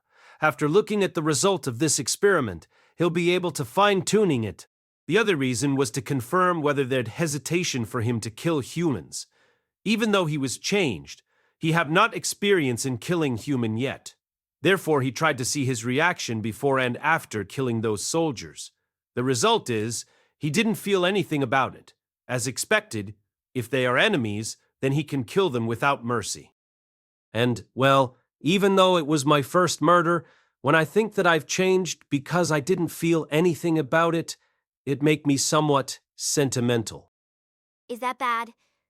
Are you okay?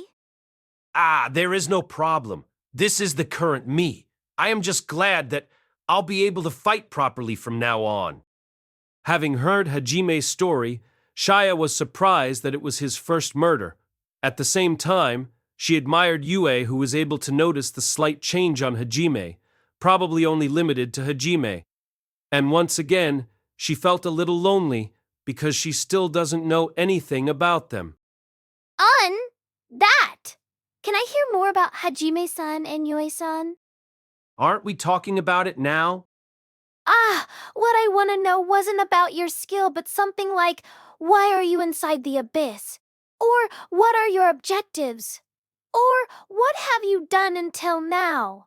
I want to know more about you too. But after you heard it, what then?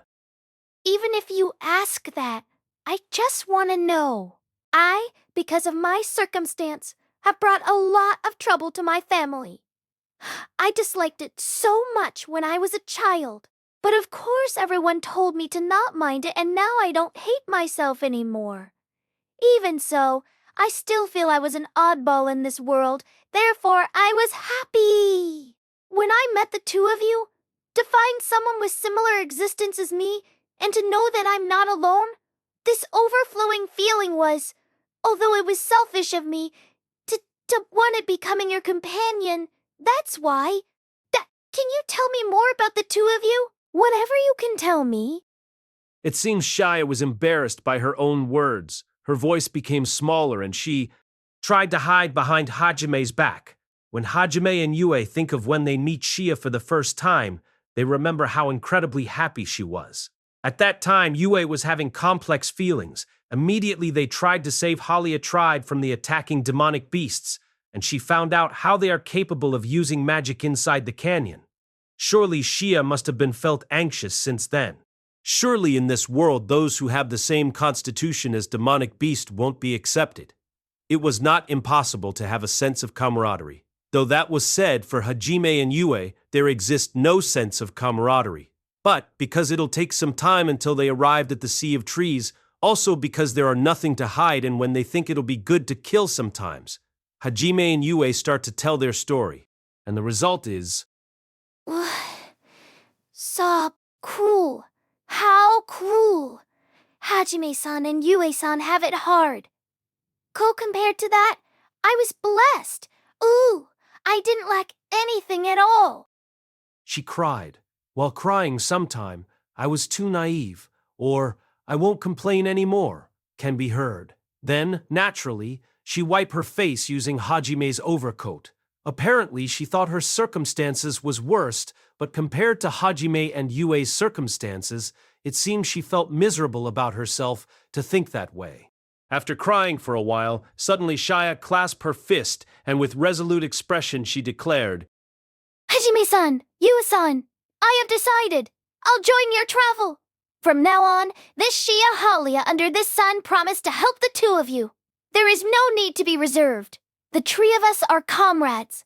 Let's overcome the hardship and find the hope together. To Shia's sudden declaration, Hajime and Yue only give her a cold look. What were the weak and need to be protected rabbit just said? You'll only be a hindrance. Casually changing from, I want to be a comrade, into, comrade, shameless rabbit. Why the cold look? Aren't you moved? Now that you mention it, please properly call me by my name. Shia was shaking because her eagerness resulted in their cold look, and additional blow was given. Aren't you simply want someone to become your travel companion? Shia was shocked by his words. Once your tribe's safety is secured, you wanted to stay away from them, right? And come good situation that we, who was the same, showed up. Have you decided to go with us? Well, of course, having that unusual hair color for a rabbit man would make it hard to travel alone. Even if you say that, I only wanted to... Maybe because it hit the bullseye, Shia stuttered her word. The truth was she already determined that once she gained Hajime's cooperation and her tribe's safety was secured, she will leave them. Because as long as she was there, her tribe will be always in dangers. Even now, a lot of tribe members were lost. Who know next they will likely be annihilated. Shia was unable to endure it. Of course, her tribe didn't think so, and it'll only look like she betrayed her tribe. But even with that, she already decided it.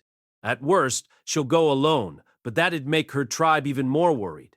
On the other hand, if she said it was to repay Hajime and Yue, who have overwhelming strength, then it will be easier to convince her tribe to let her leave. Desperation can be seen in Shia's behavior and speech now. Of course, it was true that Shia was interested in Hajime and Yue. As Hajime had said when Shia found out Hajime and Yue were same as her, she felt strong sense of camaraderie with them. Even when she thinks about her tribe's circumstance, it was as if it was fate for Shia to met Hajime and Yue. Well, it's not like I can blame you to think so. Even so, don't expect anything. Our objective was the 7 great dungeons. Most likely the dungeon's interior infested with monsters similar to Abyss. You'll be instantly killed, and that's the end. Therefore, I won't allow you to go with us. Hajime's relentless word makes Shia fell silent. Hajime and Yue, who were unconcerned about it, continue their attacks. From then on, Shia was quietly sitting on the two-wheeler with an expression that was difficult to read. After several hours, their party finally arrived at the border of Haltina's Sea of Trees. From the outside of Sea of Trees, they don't only see the dense forest, but it seems as soon as they entered, they'll be covered by fog. Well then, Hajime Dono, Yue Dono, please don't ever part from us in here. Even though it was possible for you to advance by yourself, it'll be a problem if you get lost here. Also, our destination is in the depth of this forest, under the great tree, right? Ah, I've only heard about it. It seems there is a way to the real dungeon there. Cam was confirming Hajime's destination in the Sea of Trees. What Cam called Great Tree was a huge tree that exists in the depth of Haltina Sea of Trees. It also called Great Tree Yua Alt by demi-humans, and seems like it become a sacred place that no one dared to approach. It was a story they heard from Cam when they escaped from the canyon. At first, Hajime thought Haltina Sea of Trees was one large dungeon, but when he think that if that was true, then the wandering demonic beasts would be as strong as the one inside the abyss, it would be impossible for demi-humans to live there. Even for Orcus' Great Dungeon, they are only able to guess where is the true entrance. So he became suspicious when heard about Great Tree from Cam. Cam, who nodding at Hajime's words, signaled to the other tribe members to make formation with Hajime in the center. Hajime Dono, if possible, please erase your presence. Great Tree was a sacred place, so there are no one, and it was prohibited to approach it, but there is possibility to encounter someone from Faya Belgayan or other inhabitants. We are wanted person, after all, so it'd be a problem if they found us. Ah, I'll do that. Yue and me are, to some degree, able to do that, so it's okay. Hajime used the skill Hide Presence. Yue also thinned her presence using the method she create in Abyss.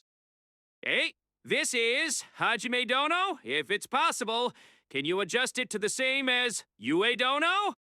And something like this? Yes, that is enough. If you hide it as much as a while ago, even we will lose sight of you. No, as expected of you.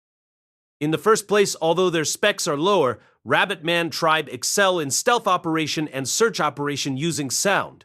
And it seems Yue's skill for hiding her presence that she create in the abyss was quite excellent to use it on the surface. However, Hajime Heat Presence skill was more powerful. If it was at typical place, they'll be able to find him, but inside Sea of Trees, even with Rabbit Man tribe's specialty, they might be unable to find him. Having her tribe's specialty surpassed by humans, Cam can only smile wryly. Beside him, Yue was proudly puffed up her chest. Shia was complexed, probably because of the difference in ability that Hajime just showed. Then, shall we go? Under Cam's words, their parties start to advance. Cam and Shia head into Sea of Trees with complex feelings. Depressed. After a while, they are unable to see the road anymore. Immediately, thick fog surround them and their sight was cut off. However, there is no hesitation in Cam's steps. He seems to completely understand their location and direction to take. Although it was not known why, demi-humans and only demi-humans were able to understand their current location and accurately move around the Sea of Trees. While advancing, suddenly Cam and his tribe stopped and began to look around their surrounding. There are demonic beasts' presences. Naturally, Hajime and Yue also can feel it. Apparently, they are surrounded by demonic beasts. The Rabbit Man tribe picked the knives that given by Hajime when they entered the Sea of Trees. If it was the normal, they'll just escape with their ability, but they can't do it now. Tense expression appear on all of the tribe members. And suddenly, Hajime quickly shook his left hand. Faintly, sound of something flew echoes in succession. Immediately, scream can be heard along with the three sounds of collapsing. And panic can be felt coming from the fog area. Three monkey-like creatures with height around 60 centimeters and 4 arms each can be seen moving around. Yue hold up her hand, aiming at one of them, then mutter in whisper-like voice. Windblade. Having said the name of her magic, Wind of Blade appear and rush toward without any resistance. That monkey look-alike was slashed apart in the air. Without any chance to scream, that monkey look-alike fall to the ground.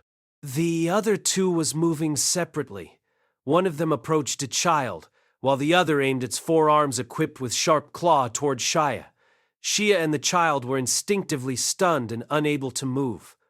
Meanwhile, the nearby adults were yelling, but that was just baseless worry. Once again, Hajime shook his left arm and sound can be heard, then the head of the monkey look-alike that tried to approach Shia, and the child struck with countless number of 10 centimeters long needles. What Hajime just used was needle gun. that's equipped on his artificial left arm.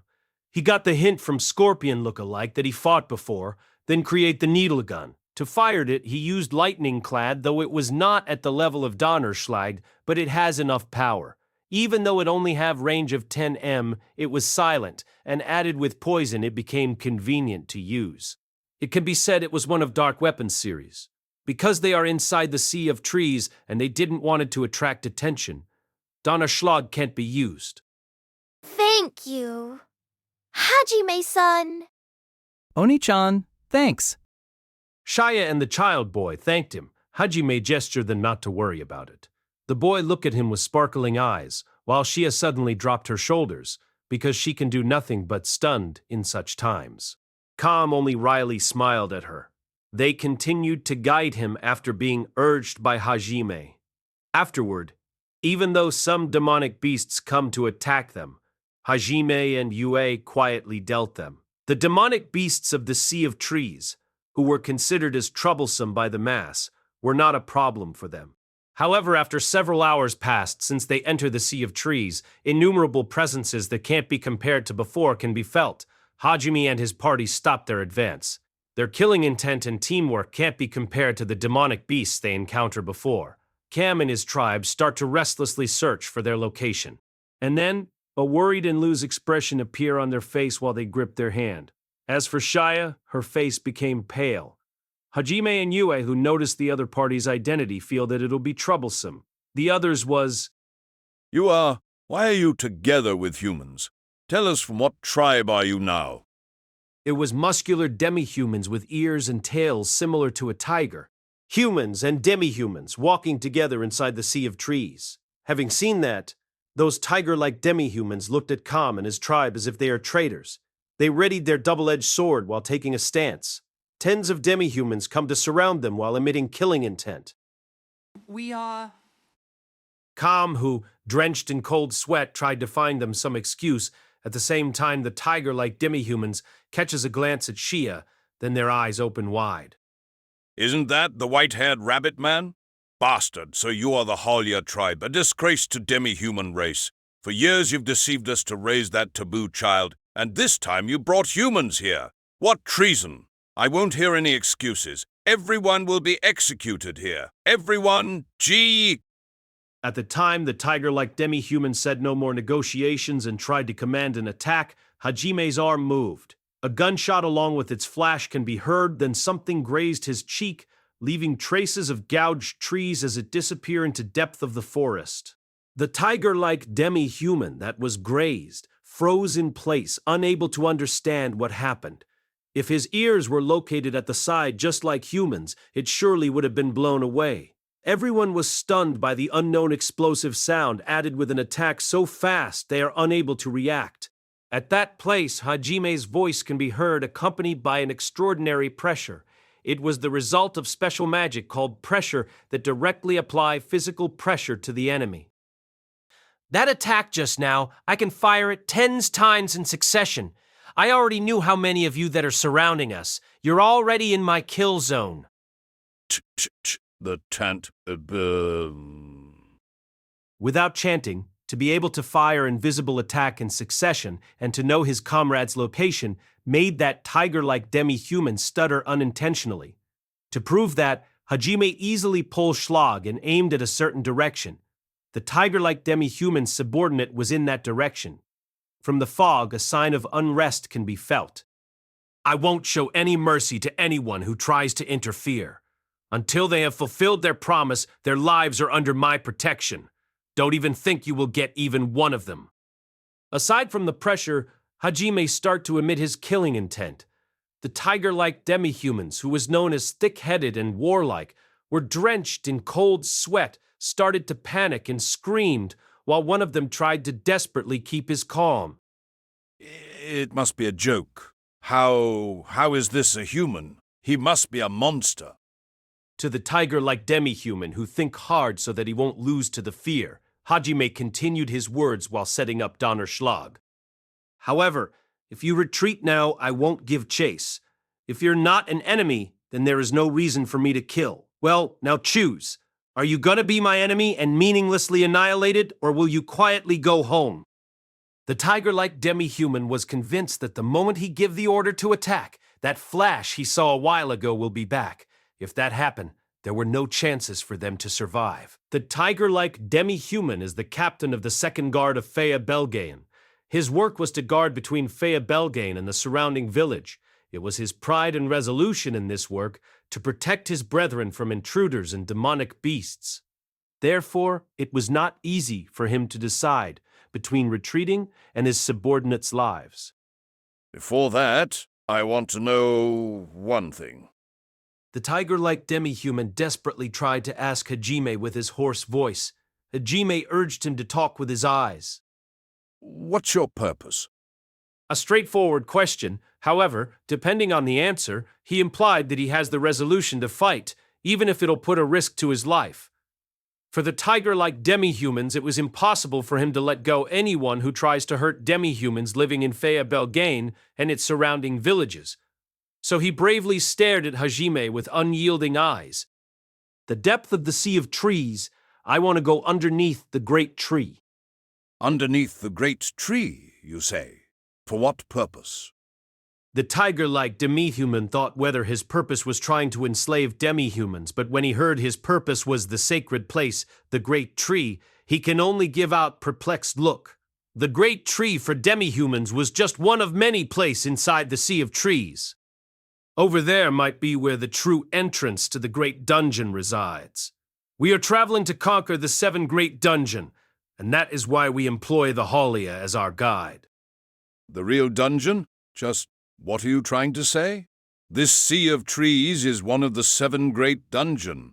The dungeon where no one except the demi-humans can advance without getting lost. Well, that is weird. What?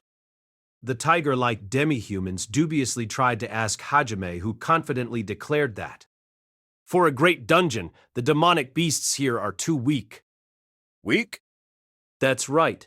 For a great dungeon's demonic beasts, all of them are supposed to be monstrously strong, at the very least around the level of Orcus' great dungeon's abyss. Also, What is it?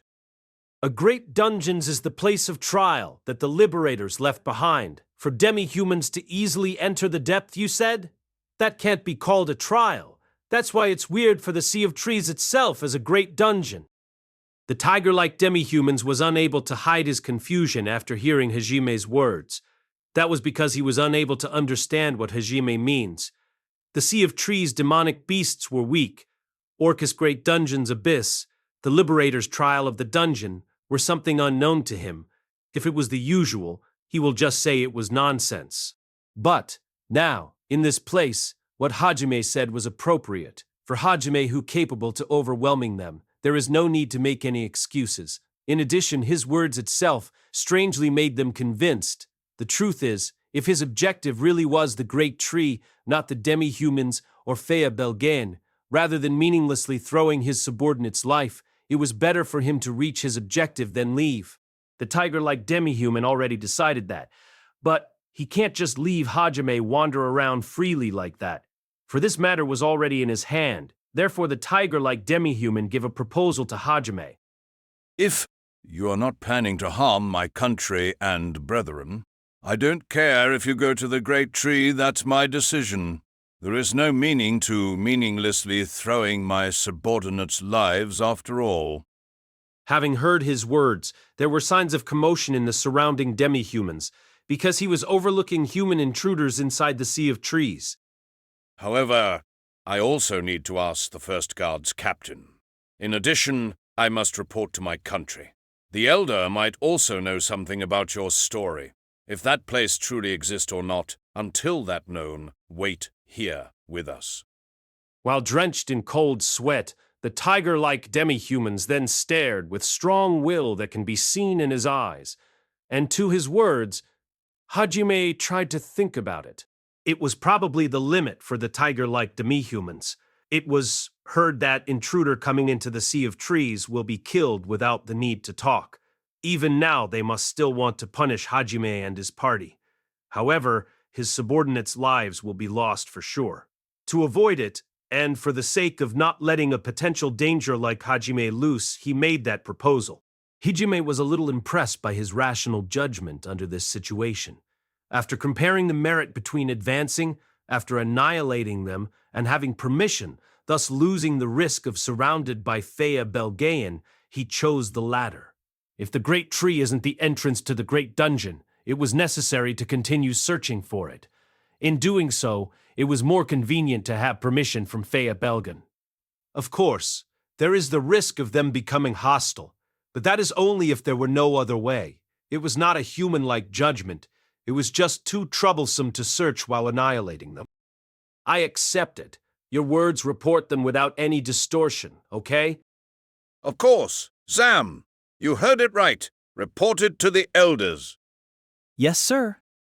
Under the tiger-like demi-human's command, one of the presents was gone. After confirming that, Hajime returned Donnerschlag into their holsters on his thighs while releasing his pressure. The air became normal. Because of this, the tiger-like demi-human who previously looked at Hajime dubiously start to relax while feeling relieved. In their mind, if it is now, was the thing some of the demi-humans thought while ready to attack.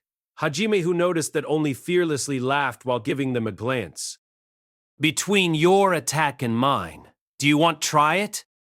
Well, don't make any sudden movement, you know. We just can't help but react. Even though they are still surrounded, finally they arrived at conclusion, Calm and his tribe finally able to sigh and relieved. However, the glance turned to them, a more severe and evil than the one directed at Hajime. For a while, the oppressive atmosphere filled their surrounding, but maybe because they got tired of it, Yue began to try to take care of Hajime. Shia, who sees their harmony, finally unable to take it, then mutter, "Me too." Hajime can only reveal a forced smile, and the atmosphere start to soften. Inside the enemy territory, suddenly they began to flirt. From demi-human's perspective, Hajime can feel their amazed glance pierced at him. After around 1 hour, Shia was currently have her joint locked by Yue, saying, I give up, while desperately tap her hand, while the surrounding demi-humans watched them, with half-amazed and half-warm gaze. Then presences can be felt approaching them quickly. Tensions start to appear again, while Shia was feeling the pain in her joint. From the fog, several new figures of demi-humans appear. The elderly man who was in the middle especially attracted their attention. Beautifully flowing blonde hair along with his blue eyes that show great knowledge. His body was thin, as if it'll blow along with the wind. To that dignified appearance, some wrinkles was carved, but that contrast only accentuate his beauty. Above all of that, his ear was long and pointed. He was from the forest tribe, the so-called elf. Instantaneously, Hajime guessed he was the existence that was called Elder. That guess was right on the spot. Fumu, are you that human? What is your name? Hajime, Nagumo Hajime. You? Having heard Hajime's words, the surrounding demi-humans was like, how dare you treat Elder like that? And their resent can be seen. With one hand, the man from the forest tribe calmed them down and start to introduce himself. I am Arifureta, Hypist, one of Elder of Fea Belgaean. Well then, I have heard your request, but before that, I have something to ask. Where did find out about the Liberators? From the abyss of Orcus' great dungeon, one of Liberators, Oscar Orcus's hideout. Without any purpose, Hajime answered Alfreric, who seems to be interested in the word Liberators. On his side, Alfreric was astonished, although it wasn't shown on his face. The reason is the word Liberator and Oscar Orcus's name, only known by some of the elders. FOMO, from the abyss. Huh. I haven't heard it for a long time. Can you prove it? Alfric asked Hajime that question because there is a possibility where the information was leaked by the upper layer of demi-human. Hajime revealed a difficult expression, because even though he was told to prove it, he can only show his strength. Yue, while tilted her head, give Hajime a suggestion. Hajime, what about Orcus's relics such as Magic Stone? That's right, if it was that! With Pon, he clasped his hand. and he took out the magic stone with quality that was unobtainable, the surface demonic beasts from the treasure box, then passed it to Alfaric. This is magic stone with such purity I have never seen.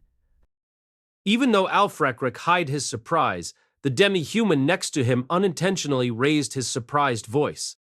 Now this, once it was ring that used by Orcus. As he said it, he showed him Orcus's ring. Having seen the symbol carved into the ring, Alfaric's eyes were wide opened, and he started to breath, slowly to control to his emotion. Indeed, certainly, you have reached Oscar Orcus's hideout. Even though there are other think I want to ask, all right. For now, it's okay for you to come to Fia Belgen. Ah, of course, Haulia too. Having heard Alfrac's words, not only the surrounding demi-humans, but also Cam and his Holia tribe was surprised. Led by the tiger-like demi-human, they started to protest furiously. Well, that's only natural. One of it was because of humans were invited into the Fia Belgain. They must be treated as guests. Well, they are qualified for that. Also, this is one of the rules that's been decided by the one with Elder's Seat. Alfric calmed the surrounding with his stern look. However, this time, Hajime was the one who protested. Wait, why the hell did you decide my schedule? I am going to the Great Tree. Also, I have no interest on Fia Belgain. If there are no other questions, then I'll go to the Great Tree now. Well, did you know? That is impossible. What did you say? In the end, are you going to interfere? Is what Hajime thought, but it made Alfaric look perplexed. The fog around the Great Tree is especially thick. Even demi-human will be lost there. But there are cycles when the fog become thinner. That's why you should go there at that time. The next time you can go will be in 10 days, even though it was supposed to be known by all of the demi-humans. Alfric was looking at Hajime, saying, "To go there in such time, what will you think?" Then Kam the guide was seen. Hajime, who heard this fact, finally understood, and just like Alfric, stared at Kam. Speaking of Kam... Exactly. He looks like he just remember it. A vein appear on Hajime. Cam. Well, what can I say? Look, a lot has happened. I just forgot about it. I've only been there when I was a child, so I was not aware about the cycle. Kam, who desperately tried to find an excuses, start to become flustered because they can't take it. Hajime and Yue stared at him intently, and they became blamed the others. Shia, the others too. Why you are telling us the way? You know about the cycle, right? What, Father? That's misplaced anger. I was. Because Father was so confident, so I thought the cycle must be near. In other words, it's Father's fault. That's right. Even we, huh? Isn't that weird? Think that, but the chief was so confident about it. So we thought it was that wrong... Chief, it was because you're too excited about a random thing. Cam, who was blamed by Shia, who also blamed, while the other rabbit mans tried to avert their eyes and casually pushed the responsibility to other. You lot? Is that how family is? That is? Joint responsibility, Hajime Dono. Not only me, but please punish all of us. How dirty. Father is dirty. Because it's scary to be punished alone, you tried to drag others. Chief, please don't involve us. Idiot. On our way, you'll already see how Hajime Dono is. I absolutely don't want to be punished alone. How can you call yourself a chief? Rabbitman tribe was known to have the greatest affection compared to other demi-humans. They are noisily tried to push the responsibility to the other. Just where did their affection go, as expected of Shia's family? All of them were shameless rabbits. With a vain appear, Hajime muttered a word. Having heard Hajime Yue take a step forward, then hold out her right hand, having noticed that the Holia tribe's expression cramped. Please wait, Yue-san. If you want to do it, just take it to Father. We'll always be together. The hell with together! You don't know. Please only hit the chief. It's not my fault. It's not my fault. The one at fault was the chief. To the Halia tribe, who was in chaos, Yue quietly muttered. Storm Emperor. Those rabbit ears were flown to the sky, their screams echoes in the sea of trees. Even though their brethren was attacked, Alfrek and the surrounding demi-humans weren't mad at all. In fact, they looked at the sky with amazement. From their expression, it seems Halia tribe's shamelessness was widely known. They advance in the dense fog guided by Gil, the tiger-like demi-human. Their destination is Fea Bergen. They have walked for an hour with Hajime, Yue, Halia tribe, and Alfric surrounded by the other demi-humans. Apparently, Zam the messenger was using a lot of instant movement. After walking for a while, they suddenly arrived at a place where the fog was cleared up. Although not all of the fog cleared up, it formed a road that resembled a tunnel inside the fog. If you looked closely, crystals as big as fists were buried at the side of the road that give of blue light. It seems to have the ability to ward off the fog.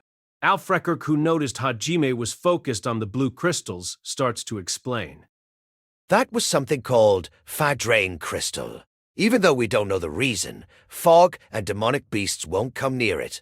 It was also used to surround Fia Belgain and its surrounding villages. Well, it was relatives for the demonic beasts. I see. Well, it'll be depressing to be inside the fog all the time. At the very least, I would want to dispel the place where I live. It seems there won't be any fog in the town inside the Sea of Trees. It was a good news because they had to wait for 10 days inside the Sea of Trees. Ye, who feels the fog is depressing, seems happy after hearing the conversation of the two. In the meantime, before their eyes, a huge gate can be seen. It was made by thick trees intertwined forming an arch, while a pair of wooden doors were placed at a span of 10 meters. The natural wall of trees were there at the minimum height of 30 meters. It gave off the magnificence suitable for demi-humans' country. Gil gave the signal to the demi-humans, who seems to be the gatekeepers. Then, the gate opened slightly with heavy sound. From the top of surrounding trees, piercing glances were directed at Hajime and the others. It seems they can't hide their agitation for the fact that humans were coming. Without Alfreric, they'll surely get into trouble with only Gil's assistance. Perhaps the elder came out by himself after predicting that this would happen. After passing through the gate, there was a different world. There are a lot of huge trees with diameter of tens meter. Inside the tree was the dwelling, and from open space of tree trunk that looks like windows was overflowed with light of lamps. Dozens of people can be seen walking on the corridors made of thick intertwined branches of trees. On the big vines of trees there are elevator-like things. Using the pulley also there huge wooden waterway that's set up to hang between trees. The trees itself has the height around 20 stories. Hajime and Yue were mesmerized with open mouth, fascinated by the beautiful cityscape. The sound of cough were heard. Apparently, they didn't notice that. They are stopping Alfrekrik, tried to bring back their consciousness. Fufu, it seems you've taken a liking to our hometown, Fia Belgain. Alfric loosened his expression in joy. The surrounding demi-humans, including Halia tribe, looked somehow proud of it. Hajime, who saw their appearance, honestly praised the city. Hey, it's my first time to see such beautiful town. The atmosphere is good. Truly, a town which splendidly harmonizes with nature. Beautiful. Having heard such straightforward praise without any falsehood, as expected, it made the demi-humans a little surprised. However, having their hometown praised surely made them happy. All of them tried to avert their face with a humph, while their beast ears and tails were vigorously moves. The residents of Fia Belgain were looking at Hajime and his party with curiosity and avoidance. There are various gazes filled with hatred or perplexity, while they continued to go toward the place that Alfreric had prepared. I see. Trial to gain age of God's magic. Also about the God's game. Currently, Hajime and Yue are talking to Alfreric. The topics were about liberators and the age of God's magic that Hajime heard from Oscar Orcus. Also about how he was from different world and is trying to complete the 7 great dungeon so that he can get the age of God's magic that able to return him to his world. Boreal Digdizon Yue. Having heard about this world's gods, there is no change in Alfric's expression. Hajime, who thinks it was strange, then asked, "This world doesn't treat demi-humans well even now," was the answer he heard. It seems even if the gods didn't got mad, the treatment to demi-humans wouldn't have changed at all. This place weren't under the influence of the church, neither they have any faith. There is only the appreciation of nature. After Hajime's stories were finished, Alfreric started to talk about laws of the elder position of Fea Belgain. It was an oral tradition that is, if someone who bore the crest of 7 great dungeons appeared, then don't be hostile to them, and if that person were liked, then take them to their destination. The creator of Great Dungeon of Haltina Sea of Trees were called Luluo Haltina, the existence who called herself as Liberators. She didn't told them what kind of beings Liberators was. Also, she told them the name of her comrades. It was endlessly told the one tribe that lived before this country was named Fea Belgain. They must not be hostile because it was advised they must know that those who passed the trial of Great Dungeon are someone who have extraordinary abilities. Also, Alric was able to react to the crest of Orcus's ring because there is a stone monument in which 7 crests were carved at the root of the great tree, where he saw the same crest as that one. That means I've passed the qualification. From Alfreric's explanation, the reason to invite human into the stronghold of demi-humans has been understood. However, not all of the demi-humans knows of this story, so it was necessary to tell them in the future. When Hajime and Alfreric tried to end their talk, somehow it became noisy downstairs. Hajime and the others were currently on the top floor, while Shia and the Holia tribe were downstairs. Apparently they are arguing against someone. Hajime and Alfreric looked at each other, then stood up at the same time. Downstairs, there were a big bear-like demi-human, a tiger-like demi-human, a fox-like demi-human, a demi-human with wings growing out of their back, and a hairy dwarf-like demi-human who looked insecure were glaring at Holia tribe. In the corner of the room, Kam was desperately covering Shia. It seems they've already been hit because Shia and Kam cheeks were swollen. Hajime and Yue, who have came downstairs, sent sharp glare to all of them. The bear-like demi-humans began to speak with an insecure voice. Alfric, you bastard. What's the meaning of this? Why did you invite those humans? Those Rabbit Man tribe too. To have the taboo child come here. According to your answer, I will strip you of your seat in the Elders' Conference. He seems to desperately restrain his fury. His fists that clasped were trembling. As expected, for demi-humans, humans were their nemesis. Moreover, Tu invited the Holia tribe who bore crime of sheltering the taboo child. Not only the bear-like demi-humans, the other demi-humans are staring at Alfreric. However, Alfreric only think that is wind blowing. What? I just followed the tradition. All of you are also elders. Of various tribes, shouldn't you able to understand the circumstance? The hell with tradition. Aren't those kind of things fake? Even after Fea Belgain was founded, not even once that happened. Therefore, this time is the first time, that's all. If you are elders, then follow the tradition. That's the law. We are the one who have the elder seat, so why would we disregard the law? Then, are you saying that those human youngsters are qualified? The one who's so strong that we shouldn't be hostile with? That's so. Alfrec only answered in indifferent. The bear-like demi-humans can't believe Alfrec's words, then stare at Hajime. In Fea Belgain, those who become the elder of various tribes are those who have high ability, and it seems the Elders' Conference were council system used to decide the policy of this country, where the elders performs judgment in trial-like manner. Currently, those demi-humans who gathered here were apparently the current elders. However, there seems to be a difference in the way they see the tradition. Although Alfric was the type that took the importance of tradition, the other elders might be a little different. Alfric was from the forest tribe. Even among demi-humans, they have longer lifespan. According to Hajime memory, their average lifespan were around 200 years. If that is so, there is a very large age difference between Alfric and the elders in front of him. In effect, there might also be a difference in their sense of value. By the way, the average lifespan of demi-humans were 100 years. Because of it, the other elders beside Alfreric were unable to endure having humans and criminals in this place. Then, right now, let me test you. Having finished his word, the bear-like demi-human suddenly rushed toward Hajime. Because of the suddenness, the others can't react. Arifureta, too, who didn't think he'll attack suddenly, was widen his eyes in surprise.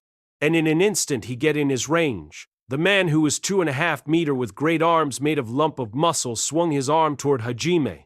Even among demi-humans, Bearman tribe were superior in physical and endurance. That great arm was able to break a big tree into two.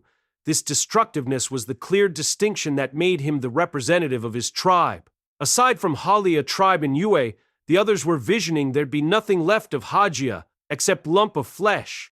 However, in the next moment, they are frozen because of the impossible spectacle. The fist that swung down and produced a sound of impact were easily grabbed and stopped by Hajime's left arm. What a lukewarm fist. However, there was killing intent. So, you've prepared, right? While saying so, Hajime manipulated his artificial arm using magic to increase his grip. The sound of bear-like demi-human's bones cracking can be heard. Sensing his crisis, although he was still surprised, the bear-like demi-human desperately tried to distance himself. Goo! Let go! Even though he desperately tried to pull his arm, Hajime, who was around half big as him, didn't move an inch. Actually, at that time, Hajime transmute metal plate on his shoes into spike that drilled into the floor to secure his position. The bear-like demi-human who didn't know that only can feel Hajime was like an immovable big tree.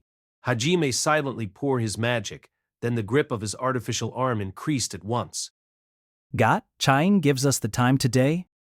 Sound of something broken come from the arm of the bear-like demi-human.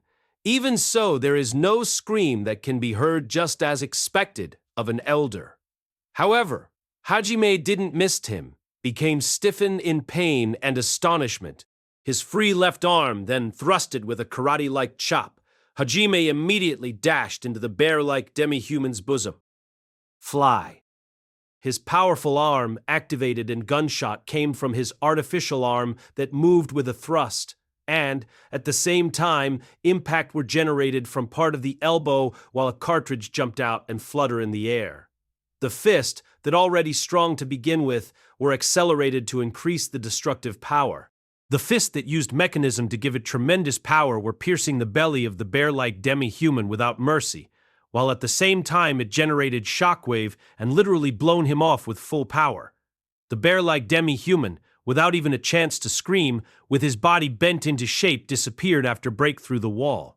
After a while, scream can be heard from the ground. What Hajime used was a shotgun that can be fired from his elbow. The propulsion was possible by using the recoil of shot shell that was built in. Also, while shooting Schlag, he can use it to shot enemy in the back at the same time. This time the propulsion was used. His powerful arm demonstrated its full power. While everyone's stunned and at loss for words, sound of that come out from operating the gimmick can be heard, then Hajime look at the other elders with killing intent. Well, are you my enemies? To that words, no one was able to nod. After Hajime blown off the bear-like demi-human, Arifureta somehow managed to intercede, so the trampling play by Hajime was avoided. The bear-like demi-human's internals were ruptured, along with almost all of his bone fractured, but it seems his life was saved, using the most expensive recovery medicine, spending money like a faucet. However, his life as a warrior were finished. Currently the elders, Zell of Tigerman tribe, Mao of Wingedman tribe, Rua of Foxman tribe, Goose of Earthman tribe, commonly called Dwarf, and Arifureta of Forestman tribe were seated opposite of Hajime.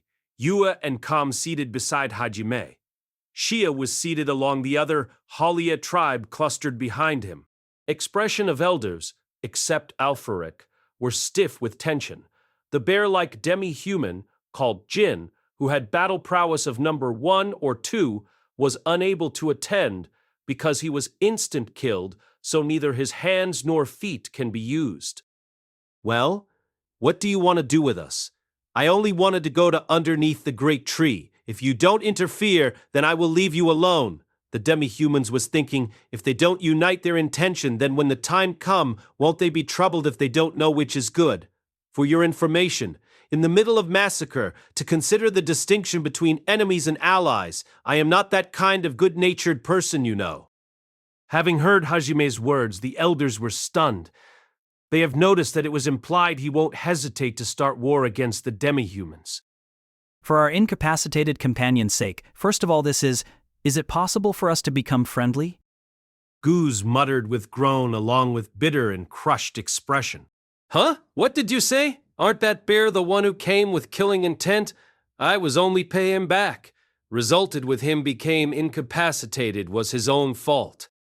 You. Jin was. Jin was only thinking of his country. And is that why it's okay to kill someone he met for the first time without talk first? That was. But didn't you misunderstand? I am the victim while that bear is the assailant. Aren't elders must judge the crime? Then that's why aren't that elder of yore the one who made mistake?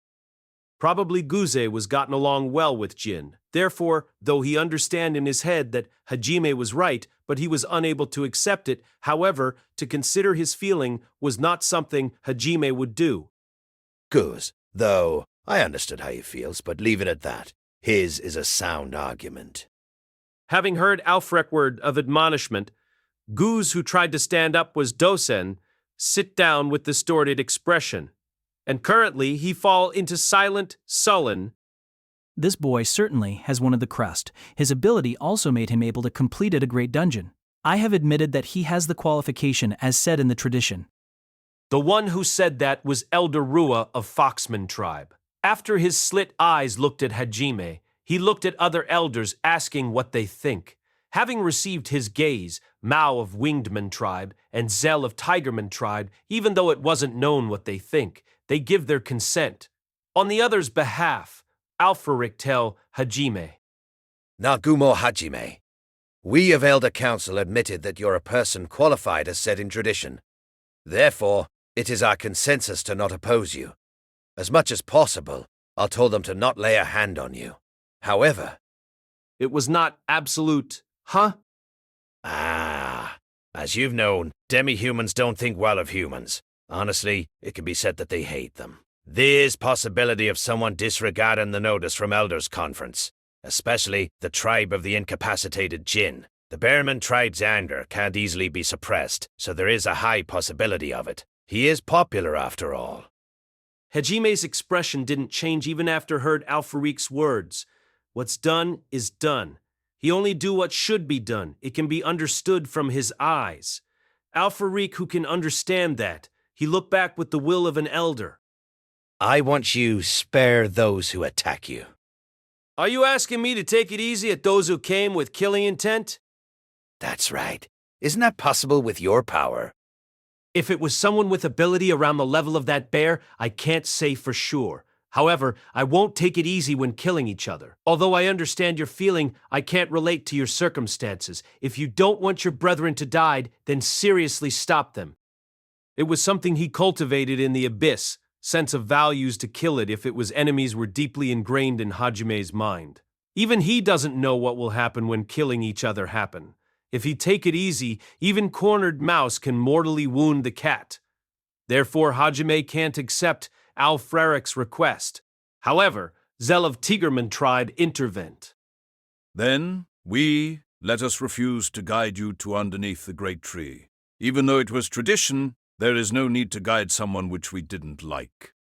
Having heard his words, Hajime was dumbfounded. From the beginning he was leave it to Halia tribe to guide him, and there is no intention to seek help from anyone in Fea Belgain. Even they surely know about that. However, Zell's next words clarified his intention. I don't think Halia tribe will be able to guide you. They are criminals. They'll be judged by Fea Belgain's rule. Although we don't know what had happened, you will be separated here. Their crime was to harbor the child who has the same power as demonic beasts. It was the same as exposing Fea Belgain into danger. Their execution has already decided in Elders' Conference. Shia was trembling in tears having heard Zell's words, while Cam and his tribe were already thoroughly resigned.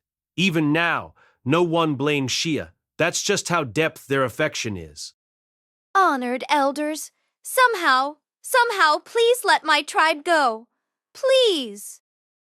Shia, stop it. We are already prepared. It was not your fault. No one wanted to stay alive so much to the point of selling out a family's member. It was already talked many times in the Halia tribe. There is nothing for you to worry about. But, Father... Even though Shia desperately begged while prostrating, no words of pardon come from Zell. It is already decided. All of Halia tribe will be executed.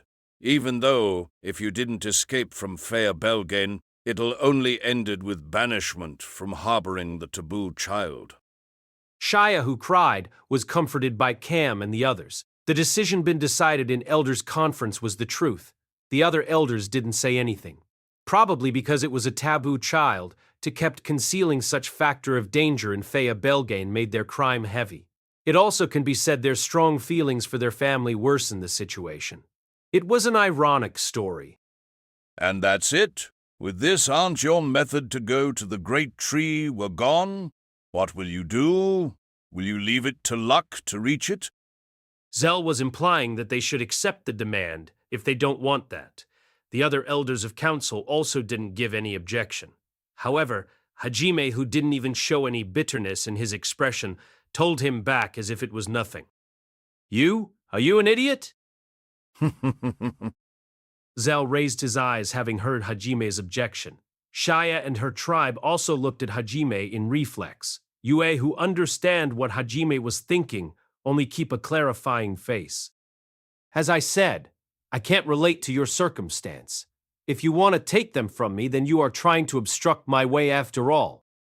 Hajime, who glared at the elders, reached out his hand and put it on the crying Shia's head. Having surprised by it, Shia looked up at Hajime. If you want to take them away from me, I hope you're prepared. Hajime-san! What Hajime mean by that was he won't forgive anyone who tried to obstruct him any more than this. However, still, for the sake of Halia tribe, he won't hesitate to wage war against Fea Belgain, the stronghold of demi-humans. That resolution was piercing into Shia, whose heart already sank in despair. You are serious, right? Alfric looked at Hajime with sharp gaze that won't permit any deceit. Obviously. However, Hajime wasn't shaken at all. His unyielding resolve can be seen. There is no respect for this world. Those who obstructing doesn't need to be compromised and pardoned. It was his decision that he made in the abyss. Even if I say that there will be guide from Fea Belgain? The execution of Halia tribe was already decided in Elders' Conference. Even more, it will affect the country's prestige to overturn it by yielding to the threat. Also in the future, the card of guiding can't be used as bargaining chip because they might attack Hajime and his party, because the Elders' Conference's decision can't be overturned. Therefore, Alfuric make the proposal. However, Hajime made it clear that there is no more room for negotiation. Don't make me say it again. My guide is Halia. Tell me the reason for you to stick to them. If you only wanted to go to the Great Tree, then anyone could be your guide. To Alfrec's words, Hajime revealed that it'll be troublesome while Shia take a peek at him. From a while ago, Shia kept staring at Hajime and their eyes met for a moment. Then she felt her heart slightly throbbed. Even though their eyes met only for a moment, Shia's pulse keep rising. I've promised to them. I'll help them in exchange for their guide. A promise? If it was that, don't you think it was already fulfilled? Haven't you protected them from the demonic beasts of the canyon and the Empire's soldiers? Then, it's only left with the reward to guide you. There won't be any problem if the one who give the reward was different. There is one big problem. I've promised to ensure their safety while guiding me. Just because there is better thing on the way, I can't just toss them aside and substitute them. That'll be... Hajime cut his words, then looked at Yue. Yue also looked at Hajime, then slightly smiled. Having told by Hajime, Alfric can only shrugged his shoulders while smiling wryly. Uncool, right? Sneak attack, surprise attack, deceptive attack, cowardice, despicable lie, bluff. When killing each other, Hajime doesn't think those were bad. In order to survive, it was necessary to do that.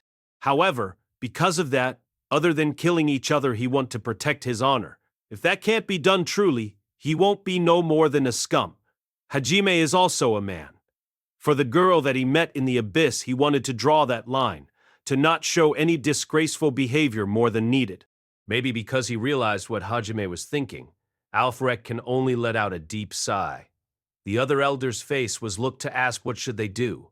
For a while, silent wrapped them. Before long, Alfred made a proposal with a tired face.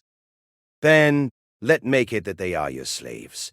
In Faia Belgaean's law, those who gone outside the Sea of Trees and didn't come back, those who catched and made slave, was assumed to have died. Though there is a good chance we can win inside, fog of the Sea of Trees, there a person who can use magic outside, so he hardly has chance to win. Therefore, we considered they died, so that no one come after them and expand the damage. Those who already considered to be dead won't be able to be executed. Alfred! Rick! It was a complete sophism. Naturally, the other elder's expression turned into Gyo. Zell unintentionally leaned over, then raised his protest. Zell, you should understand. What that boy's shown and his power. If you execute the Hulia tribe, then he'll be our enemy. In that case, how many will be sacrificed? As one of elders, we must avoid that kind of danger. However, what will it show to the citizen? If the rumor that we yield to power and let loose a monster child spread, then the Elders' Conference's prestige will surely fall. However, Other elders also joined the discussion between Zell and Afarik. The place became full of commotion. As expected, having overlooked and let loose the risk factor, then suddenly they can't punish them was not an easy thing. With the establishment of this bad precedence, the Elders' Conference's prestige will take a fall, and there'll be various speculations such as approval with ulterior motives. However, inside that discussion, Hajime made a remark without reading the mood. Even though it's bad to say it now, isn't it too late that you realize that you're not only overlooking Shia? Having heard Hajime's words, their discussion stopped. Then the elders glanced at Hajime, asking what he mean by that. Hajime slowly turned over his right arm's sleeve. Then he did direct magic manipulation. By doing so, red lines appear on his right arm's skin. In addition, spark come off from his right hand that use lightning clad. The elders' eyes were opened wide. Because the magic was invoked without chant and magic circle made them startled. They only thought that he was able to defeat Jin because his artificial arm was an artifact. I am also the same as Shia, who can directly manipulate magic and use unique magic. Next is you. She is the one whom you call a monster. However, aren't your traditions said, whatever that person is, don't be hostile to them? According to your law, you must overlook these monsters. Well, it's already too late for Shia, though. Although the elders was stunned for a while, before long they began to whisper to each other, because it looks like they've come into conclusion, represented by Alfric. He began to report the result of Elders' Conference with a big sigh. Ha! Halia tribe's taboo child, Shia Halia, was regarded as relative to Nagumo Hajime, who is also a taboo child. Therefore, because Nagumo Hajime passed the qualification, we won't be hostile to them, but they are forbidden from entering Faye Belgain and its surrounding villages. Followed by, if someone tried to lay their hand on Nagumo Hajime's family, then everything will be their own responsibility. Hoover, are there anything else? Well, whatever it is, as long as I can reach the great tree is okay. These guys were my guides. There are no problem. I see. Then hurry and leave. Although it hurt our heart to be unable to welcome someone who passed the qualification as stated in our tradition that finally came. Don't mind it. There is no need to say everything because there will be a lot of absurd remarks that I hear. Even so, to have such rational judgment, I can only be thankful about it. To Hajime's words, Alfrek can only smile wryly. The other elders have bitter and tired expressions. Rather than bitterness and grudge, quickly go away was what they had in mind. Having seen that, Hajime shrugged his shoulders, then urged Yue, Shia, and her tribe to stood up. Even though Yue was expressionless from the beginning till the end, Having heard their talk, she didn't say anything and only stood up to match Hajime. However, Shia and the Holia tribe still didn't believe it was reality, and there is no sign of them standing up in their stunned state. Even though they are prepared to die until a while ago, then strangely in the end it suddenly turned into banishment. Is it okay for us to leave like this? That's the kind of feeling that rolled in their mind. Oi, when will you stop daydreaming? We must quickly go. Having heard Hajime's words, they finally start to stand up in hurry. Then Shia and her tribe follow Hajime, who is quickly going outside. Alfreric and the other elders send them till the gate. Is it okay for us to stay alive? Didn't you hear the talk a while ago? Well, even though I heard it, that is, somehow it doesn't seem to be real. To be able to go out of that kind of predicament suddenly, it makes me feel it was an unbelievable situation. Her perplexed expression also shared by the surrounding Halia tribe. That was because for demi-humans, the decision of Elders Conference is absolute. Yue then talked to Shia, who is perplexed that she can't understand how to process that. It's okay to honestly rejoice about it. Yue-san? Hajime saved you. That's the truth. It's okay to just accept and rejoice. Having heard Yue's words, Shia glances at Hajime, who quietly walks next to her. Hajime then shrugs while facing forward. Well, it was a promise. Shia's shoulder was trembling. In exchange to guide inside the sea of trees, Shia and her tribe were protected. It was the promise that Shia desperately attached to Hajime. Originally, using foresight, she saw the future where Hajime protected her family. However, that future wasn't absolute. Depending on Shia's choice of actions, it can change a lot. Because of that, Shia was desperately trying to obtain Hajime's cooperation. The other party was humans who discriminate against demi-human, and Shia didn't have any fortune to offer. Her negotiation materials were only herself as woman and special ability. Even so, when it was easily discarded, she almost cried without knowing what else to do. Even so, she's somehow able to get his promise, and while talking on their way, she felt that if it was Hajime, then he'll kept it. That kind feeling, that maybe because even though she was a demi-human, she didn't felt any discriminatory glance. However, it was something she felt somehow. It was not something for certain. That's why, because she lose to her anxiousness. He said to the one who promised to protect that even though the enemies were humans, in fact, when he fight those Empire soldiers without any hesitation, it made her so relieved. However, this time even Shia thought that even if it was Hajime, it wasn't the same as with those Empire soldiers. It can be said it was the same as declaring war in front of the Emperor, and the promise was protected without even flinching.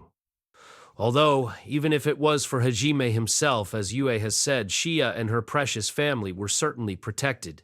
Since a while ago, her heart kept throbbing hard. Her face was hot, a mysterious impulse that kept jumping up and down as if something stuck in her throat. Is it the joy because of her family's safety? Or she tried to follow Yue's advice to honestly be happy and left her current feeling, then entrusted everything to her impulse to make the best of it. That is, she clings to Hajime with full force. Hajime-san, thank you very much. What's so sudden? I absolutely won't be separated, even if the bruise will make me cry. That's what Shia said while pressing her face into Hajime's shoulder, then starting to rub it. Her expression started to loosen and her cheeks were dyed in pink. Yue, who saw that, was groaning in bad mood. When she think about doing something, she only hold Hajime's hand. Nothing special was done. Having seen Shia explode in joy to Hajime, the Halia tribe finally understood that they escaped with their life. They started to share the joy to each other. The elders can only see them with complex expression. Also, there are many who avert their gaze of hatred and discomfort. Hajime, while understand what was happened, can only smile wryly because for a while he was rolled into a troublesome thing. Well then, I think I'll give you some combat training. Hajime and his party, who banished from Fia Belgaean, were resting in their temporary base near the great tree when he suddenly said that. Even though it was called a base, it was only a barrier made of Fia drain crystals that Hajime nonchalantly stole. Inside it, while sitting on stumps, those rabbit ears floated dazed expressions. That... Hajime-san. Combat training, in other words... Shia asked him on behalf of her perplexed clan. Just like the words said. Anyway, we can't reach the great tree before 10 days passed, right? Then it's better to effectively use those time, I am thinking, to make you whom weak, fragile, and loser nature deeply ingrained into someone who excel in combat. Why did you think that... The rabbit ears were trembling from the intimidating feeling that can be felt from Hajime's eyes and whole body. Shia naturally doubt Hajime's abrupt declaration. Why? Did you ask why? Shameless rabbit. Oh, you still not call me by name? Hajime, with skeptical eyes, explained to the depressed Shia. Listen well. The promise that I had with you guys was only to protect you until you've done guiding me. Then, what will you do after guiding me? Did you already think about it? Halia tribe's members look at each other, then shake their heads. Calm also has a hard expression. Even though they vaguely felt the uneasiness, it seems because they were in upheaval after upheaval that thought was thrown into the corner of their minds. Or it was possible that they didn't think about it at all. Well, it looks like you didn't think about it at all. No one told me you think about it after all. You're weak, so you can only run and hide in front of malice and possibility of injury. To that kind of you, the place to retreat, called Fea Belgain, was lost. In other words, when my protection is gone, you'll once more fall into predicament. Because that was right, everyone of Holia tribe looked down with dark expression. Meanwhile, they can, here Hajime said. You didn't have any way out. There is no protection nor place to hide. However, demonic beasts and humans will aim at the weak you without mercy. If this going on, there will be only path of annihilation. Are you okay with that? Are you okay with weakness as the reason of your ruin? Is it okay for the lives that you luckily got back uselessly gone? What do you think? No one uttered any words, and gloomy atmosphere filled their vicinity, until someone suddenly said, There's no way I can accept that. Halia tribe began to look up. Having touched by those words, Shia was already look resolute. That's right. That can't be accepted. Then, what should you do? The answer is easy. Just become strong. Just attack all the trouble that come and destroy it. You only need to acquire your rights with your own hands. But we are Rabbitman tribe. We didn't have strong bodies such as Tigerman tribe and Bearman tribe neither. Special skill like Wingedman tribe and Earthman tribe. We are totally that. Because it was a common sense that Rabbitman tribe is weak, Hajime's words only give birth to negative feelings. Because they are weak, they can't fight. No matter how much they struggle to get strong, as Hajime said. That's what they think. Seeing this Holia tribe, Hajime laughed from his nose. Did you know I was called incompetent by my former companions? Eh? Incompetent, you hear. Incompetent. My status and skill was as ordinary as average person, the weakest among my companions. Nothing more than a burden in combat. Therefore, I was called incompetent by my former companions. Indeed, that was the truth. All of Halia tribe members were surprised by Hajime's confession. They can't believe that Hajime, who was able to easily defeat Rice and Grand Canyon's brutal demonic beasts, an elder of Bearman tribe who excel in combat, was someone incompetent and weakest. However, I, who was fallen into the bottom of the abyss, acted to become strong. I didn't think if something was possible or impossible to do. If I didn't do anything, then I'd die. That's why I fought with all my might in that crisis, when I noticed I was already became this. All of it was talked indifferently, however. All of Halia tribe members can feel chill running through their whole body because of the sublime content. With status the same as average person means his specs is even lower than Rabbitman tribe. In that situation, he was able to defeat monsters that even stronger than demonic beasts in Race and Grand Canyon that they can't even match. Again, his abilities and the fact that he survived even though he was the weakest after challenging those monsters make the Halia tribe tremble in fear imagining those bizarre situations. If it was them, they'll be crushed in despair and accept death in resignation, just like how they accept the decision from the Elders' Conference.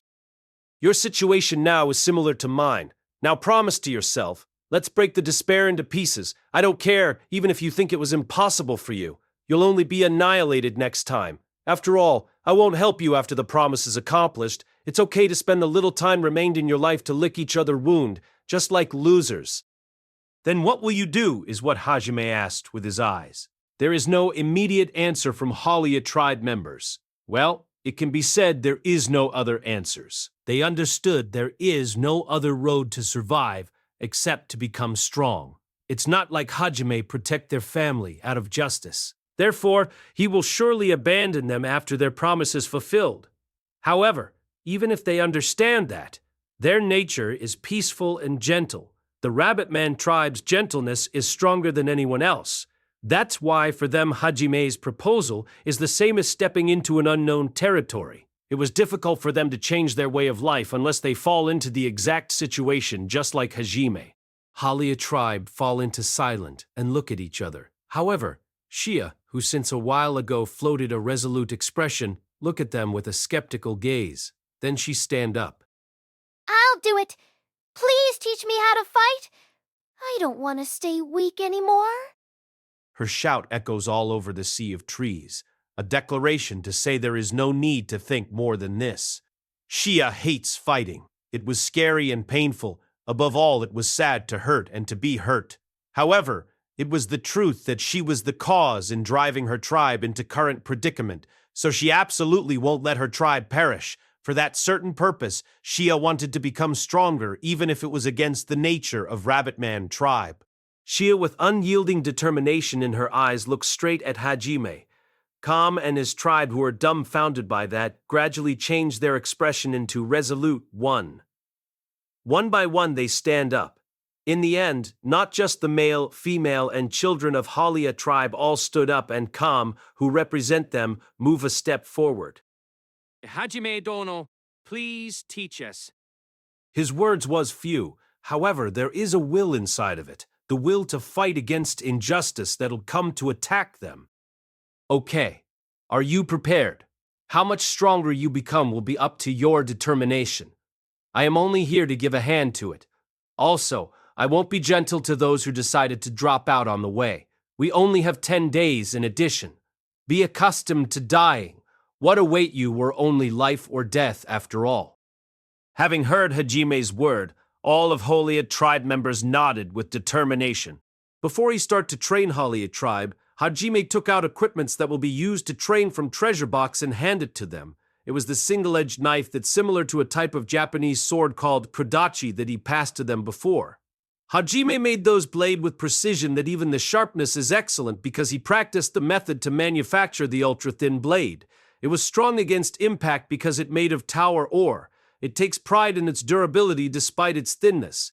After he gave them those weapons, he taught them basic movements. Of course, Hajime didn't have any knowledge in martial arts, but it was not something he got from manga or game. The things he taught was only logical movements that he gained and polished by fighting the demonic beasts in the abyss. While doing so, he piled up real combat experience against types of demonic beasts. Halia tribe's strong points was their search ability and stealth ability. In conclusion, he think it's better for their group strategies that specialize in cooperation and surprise attacks. By the way, Shia is exclusively trained by you about magic. That was because she can use magic even though she is a demi-human. Shia also able to use direct magic manipulation, so she should be able to use magic without chant or magic circle as long as she has the knowledge for it. Occasionally, Shia's scream can be heard from the other side of fog, but it seems the training is going well. However, something happened on the second day of training. Hajime looks irritated, with veins appear on his head while supervising Halia tribe's training. Certainly, Halia tribe members who go against their nature were taking the training seriously. Even they somewhat managed to defeat demonic beasts without receiving much wounds. However, one of the demonic beasts were dead, pierced by Hajime's specialized kodachi. Please forgive the sinful me. The one that said that while clinging to the demonic beast was a man of Halia tribe. It's as if he is killing his best friend who he know for a long time. Another demonic beast was defeated with a slash. I am sorry. I am sorry. Even so, I must do it. A kodachi which gripped by both hand cut off the neck, while the woman who did it tremble. It's like the result of a mad love, a woman who killed her loved one. To the dying demonic beast, it used the last of its power to attack. Kam, who, blown off by the body blow, was muttering in self-ridicule while falling. Huh, is this the punishment for me who brandished the sword? It was the natural result after all. Having heard those words, the surrounding Halia tribe were starting to tear up. Then they shout to Cam in bitter expression. Chief, please don't say that. The sinful ones are all of us. That's right, even if the time of judgment will come, but that's not now. Please stand up. Chief, we don't have any road to return anymore. That's why, Chief, let's advance together until death. You guys, that's right. I can't fall down in place like this. For the sake of his death, small demonic beast which looked like a mouse, we will advance through the death. Good atmosphere surround Cam and his tribe. Hajime, who can't endure it anymore, cut in. Ah! It noisy, stupid! Why the heck are you exaggerating every time you kill one demonic beast? What for? Seriously, what was that for? That cheap play? What was that dramatic feeling? Just kill it in silent. Just kill it instantly. Don't call demonic beast he. That's gross. That's even though he knew that Halia tribe members are working hard, but because of their nature, every time they kill a demonic beast they make an unknown drama. This is the second day. Having seen those spectacles for many times, Hajime already pointed this out many times. Slowly, he run out of patience. To Hajime, who was angered, probably because he tried to contain his voice, his body twitch and shake after, even if you say that, or even if they are demonic beasts, they are pitiful, heard that mutter from the Halia tribe members. In addition, a lot of vein appeared on his head. One boy from Halia tribe can't stand it anymore, then tried to approach and calm Hajime. This boy was the one who Hajime, helped by the hair breadth from the Hyveria in Rice and Grand Canyon, seems to especially attach to him. However, while the boy who advanced while trying to say something to Hajime, suddenly he jumped back. Praise? What happened? The boy answered Hajime while quietly crawling using both his hands. Ah, yes. I almost stepped on Flower-san. Thank goodness.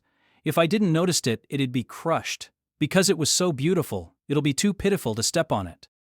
Hajime's cheeks were convulsing. E-Flower-san. Hajime-ni-chan. I really like Flower-san. Because there are a lot of Flower-san around here, it was terrible if we crushed it while training. Rabbit-eared boy smiled with a bright smile. The surrounding Halia tribe members also look at this boy with smile. Hajime slowly made his face look down. Hajime's gray hair fall down and concealed his expression. Then, suddenly he answered with whisper-like voice. So sometimes, while moving you jumped in. Strange timing. Is it because of that Flower-san? As Hajime said, during the training, Halia tribes sometimes change their pace according to strange timing, that kind of movement. Although it was in his mind, because it connected with their next action, it looked like they tried to find easier position for them to kill in his eyes. Dona, that can't be. There is no such a thing. Haha, that's right, right? Hajime started to loosen his said, having heard what Kam said with a wry smile. However, Yes, not only just flowers, we also take notice of insects. When we have to move suddenly and hurry, we manage to avoid them somehow. having heard Cam's words, Hajime's expression start to fall. Hajime began to sway as if he was a ghost, while Halia tribe members, thinking something bad was said, looked at each other in uneasiness. Hajime slowly approached the boy, then he suddenly revealed a smile, while the boy also keep his smile. And then Hajime with a smile step and crushed the flower, politely after step on it. He grind it with his foot. The boy who saw it was dumbfounded. Finally, Hajime removed his foot. What left is the remains of Flower-san that lay tragically after such cruelty. Flower-san. The boy's sorrowful voice echoes inside the sea of trees. "What are you doing?" is what the Halia tribe members' surprised expression tell while looking at Hajime. Then Hajime turned to look at them with a smile along with veins on his head. Ah, I finally understand. I finally understand. I was too soft. It was my responsibility. It was my mistake to have hope for your tribe. Ha! I can't believe even in life and death situation, you still pay attention to flower sun and insects. Combat skills or real combat experiences is not your main problem. I should have noticed it faster. I am angry at my inexperience. Hajime don't know? After Hajime began to ominously laugh, Kam timidly asked him, and his answer is, "Gunshot from Donner. Cam was blown off to the back face up. After flailing a little in the air, he fall into the ground. Next, the non-lethal rubber bullet that used to attack dropped to the ground from Kam's forehead. In their vicinity, wind blows foosh, while silence rule the place. Hajime then approached Kam, who was fainted with his eyes turned white. This time he aimed, then shot, the rubber bullet at Kam's belly. How? Kam, who wake up with a scream along some fit of cough, looked at Hajime with tearful eyes. Despite the surreal spectacle of seeing teary-eyed, bearded, rabbit-eared old man sitting in woman-like, Hajime declared, "You dirty pip, from this moment you pip must kill those demonic beasts as if you're going to die. In the future, don't even notice the flowers or insects, or else I am going to pip you up. If you understand, hunt those demonic beasts now."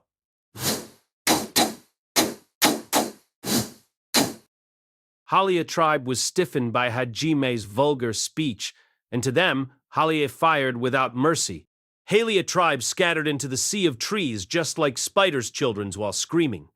The boy desperately clung to Hajime while trembling. Hajime-ni-chan, what happened? Why did you do this?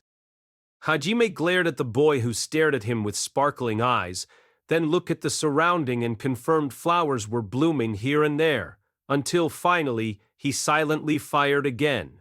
One after another the flowers were scattered. The boy is screaming, Why? Just why? Please stop, Hajime-ni-chan. "Shut up, shitty brat. Did you know? Every time you talk uselessly, I will disperse the surrounding flowers. If you pay attention to the flowers, it'll be dispersed. Even if you're not doing anything, I'll disperse it. If you don't want that, go kill a lot of demonic beasts." Having said so, Hajime started to shot the flowers again. The boys cried, then disappeared into the sea of trees. After that, inside the sea of trees, Piip can continue be heard and Halia members scream and cry, roar. It was the training method to alter the character of Rabbit Man tribe, who was not good in combat by nature. Even combat skills and spirit can be altered using this method. It can be said similar to Heyman method from Earth. Tremendous sounds of destruction could be heard inside the sea of trees. Some trees could be witnessed, broken in two. There were craters scattered here and there that can be seen on the surface as if meteors fell into it. Furthermore, some trees are burning while some are frozen. The cause of such devastation against nature are two girls. Even now, the destruction is still ongoing. Yeah! A tree with a diameter of 1 meter was shot out along with the ear-splitting yell.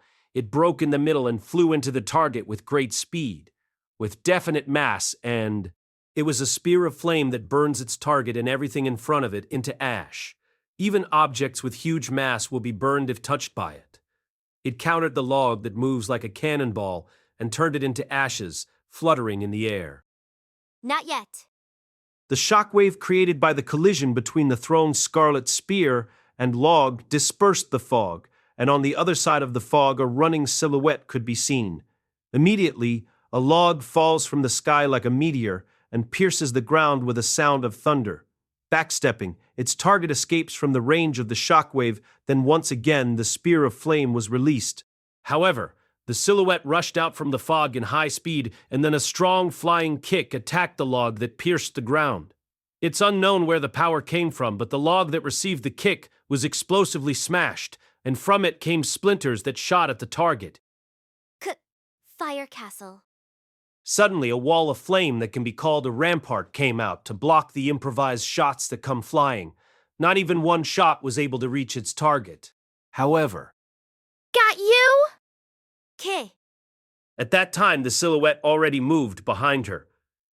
After shooting the improvised shots that acted as a splendid distraction, she once again slips into the fog. Her hand grasped the hammer that could be called ultra-weight class. Immediately, a powerful wind descended. Wind wall. A fierce impact from the sledgehammer struck the ground and crushed it. From the impact, stones were shot out and scattered in every direction. However, her target was able to block that terrific attack and scattered it using the blowing wind coming from the wind barrier, because it immediately retreated into the safe area. In addition, after activating this skill, the target fired another magic without mercy at the other party that is a goner because of post-skill rigidity. Frozen coffin. Fue! What? When she noticed her target's magic, she desperately cried out for it to stop.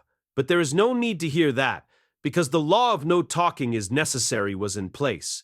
The attacker tried to get away from her location, but the ice magic instantly started to freeze her feet and resulted in her whole body turning into a chunk of ice, except the head.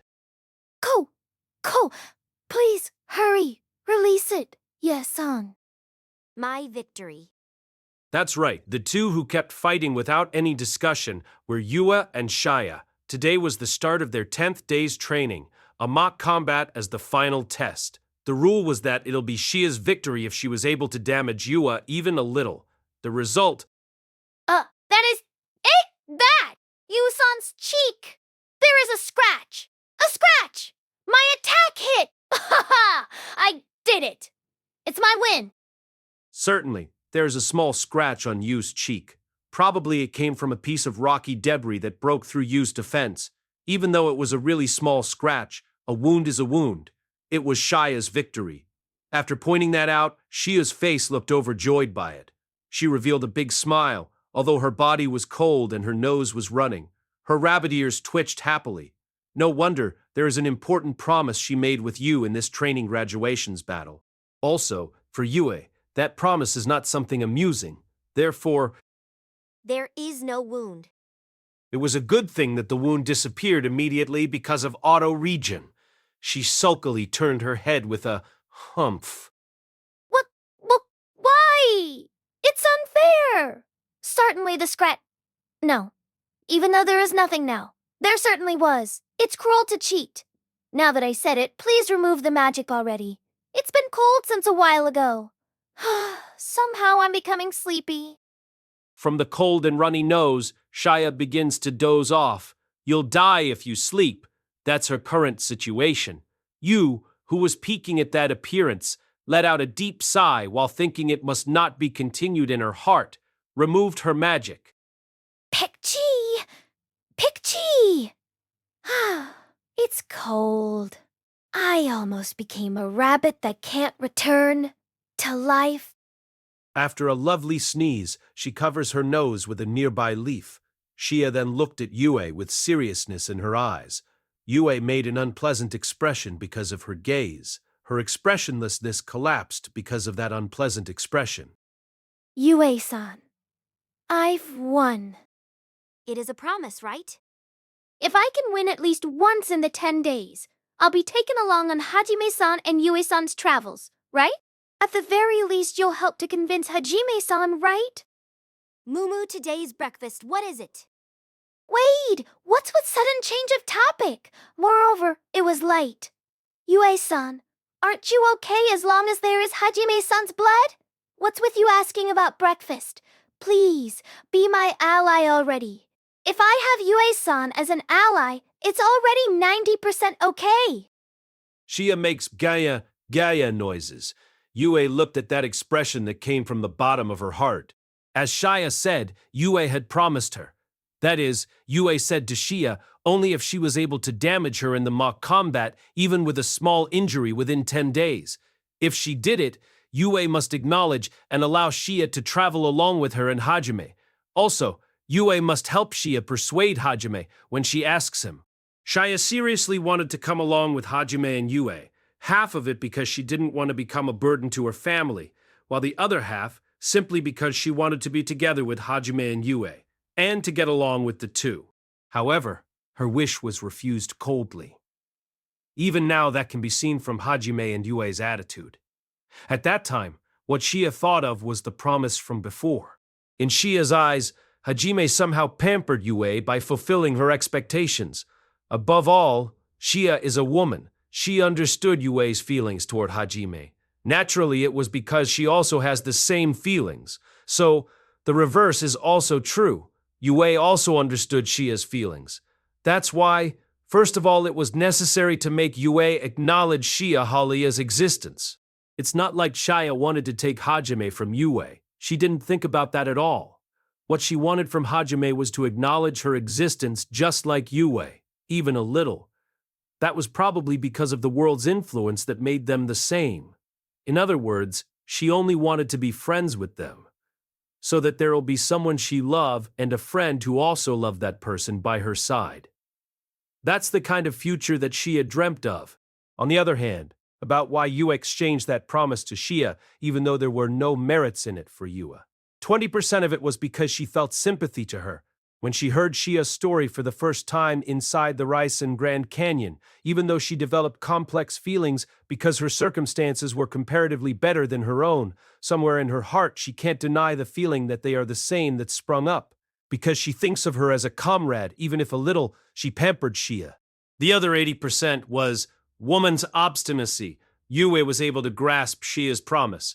That is, please see it for yourself if I'll just be a burden. Even if it's impossible, please notice that I'm able to be beside Hajime. It was a challenge to fight over the man she loves. She didn't think such a woman could exist near her. However, when she thought Shia, who was the same as her, as an opponent, along with Shia's enthusiastic appearance and terrific concentration, in the depths of her heart she thought it was impossible to keep silent. As a result, the match of promise was won by Shia. I understand. I'll defend the promise. Really? As expected, the is no need to stop. Please defend it well. Somehow I think there was a strange pause. Will you really take care of it? I'm persistent. Reluctantly, truly with reluctant feelings, Yue admitted Shia's victory. Shia was a little uneasy about Yue's answer, but left it behind and continued with expressions of relief and joy because she knew that Yue was the same as Hajime in the fact that she won't abandon her promises. Slowly, the training of Halia tribe by Hajime came to an end. The gloomy Yue and cheerful Shia were returning to Hajime and the others. When Ye and Shia arrived at the place Hajime was at, Hajime had his eyes closed and arms crossed while leaning on the nearby tree. Maybe because he noticed the two's presence, Hajime slowly opened his eyes and turned to them. While dubiously looking at the two with completely opposite moods, he raised one hand and called out to them. Yo, both of you, did the match end? Hajime had heard there was a bet between the two for the match. Hajime was the one who prepared Shia's ultra-weight sledgehammer, the Shia who, with an eager expression, wanted to defeat Yue and ask him for a new weapon still fresh in his memory, because Yue herself didn't object to it. Although the contents of the bet weren't known and they wouldn't tell him anyway, also because it wouldn't be a disadvantage for Yue, he made it. Actually, Hajime thought, if Yue and Shia fought 9 out of 10 cases would end up with Yue's victory. He already understood Yue's ability in the abyss. No matter if Shia was able to directly use magic, she who was immersed in peace until now is different from them. However, from their expressions, Hajime was internally surprised that his expectations were overthrown. Shia cheerfully talked to Hajime. Hajime-san, please hear me out. I was finally able to win against Yue. It's a big victory. Well, I want to show it to Hajime-san, my magnificent fight. The time when Yue-san admits to Heibu. Shia tried to explain how their match settled with gestures, but because she got too into it, Yue's jumping slap came, and with a dosha, she was blown away and crashed into the ground while spinning. It was so strong that she could only twitch without any signs of getting up. Yue turned around with Humph in a bad mood. Then Hajime asked her in a wry smile, Well, what happened? Rather than the match's result, Hajime was asking about the content. Honestly, the fact that Yue was defeated is not something he can believe easily. No matter who looked at Yue and Shia, without knowing what had happened, would only think that it was a lie. Yo, who exuded the aura that she doesn't want to talk about it, didn't want to hide it. Reluctantly, she answered Hajime's question. Her magic aptitude is steady like Hajime. That's good, or else it'll be waste of a treasure then. That's not all, right? To be pestered by a sledgehammer of that level. She specializes in body strengthening. Honestly, it was at level of a monster. Is that compared to us? Hajime narrowed his eyes to Yue's evaluation. Honestly, the high evaluation was more than he imagined. Strangely, her expressionlessness was destroyed, changing into bitterness while talking about it. These were the things he noticed. Yue could be seen thinking of how to answer Hajime's question, and then she replied while looking into his eyes. Compared to normal Hajime, around 60%. 60% of me without strengthening? But there are rooms for improvement, probably. Ooh, that's certainly at the level of a monster. Hajime was secretly surprised at having heard Yue talk about Shia's monster-like power. Then he looked at Shia without saying anything. If it said around 60% of Hajime without any strengthening, Shia's strengthened status should be around 6,000. It was around twice as much as a truly strengthened hero, truly a power worthy of being considered monster level.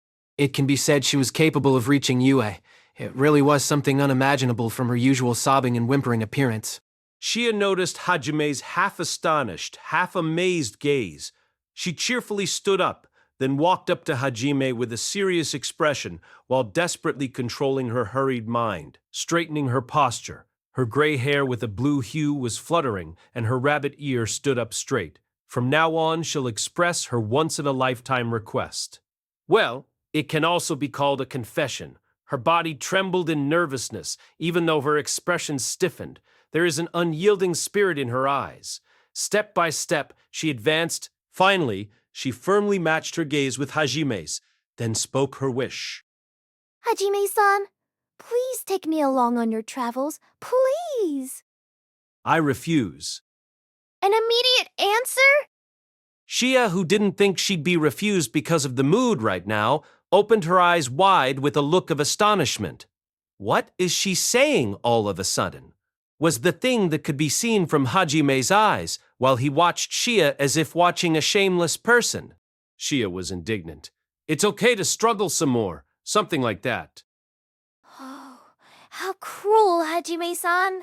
Even though I was seriously asking that, to easily... Well, though I don't want to know even if you said it. First of all, what about Cam and the others? Don't tell me you aren't trying to take them along, right? That's wrong. It was my own story just now. I already talked before to Father and the others. Even though it's not like they think I was a burden, that is... That is? What is it? Somehow Shia started to become bashful, while upwardly peeking at Hajime and playing around with the tip of her fingers. A sly, cunning gesture. Hajime was suspiciously looking at Shia. At their side, Yue looked irritated while staring at Shia. That is... I just wanted to follow what I thought of... Ha? What are you trying to follow? If it's now, you won't be a burden to your tribe, right? If you have that power, then generally, there shouldn't be anyone you can't beat. Shia, who bashfully tried to answer, made Hajime reach his limit of patience. He then pulled out Donner. It wasn't known whether she noticed that, but Shia yelled, "Woman's courage!" in her mind, then voiced out her desire. I want to stay beside Hajime-san. I love you.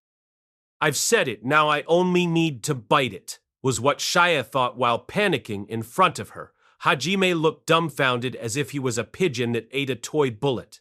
Exactly the appearance of someone who didn't understand what happened.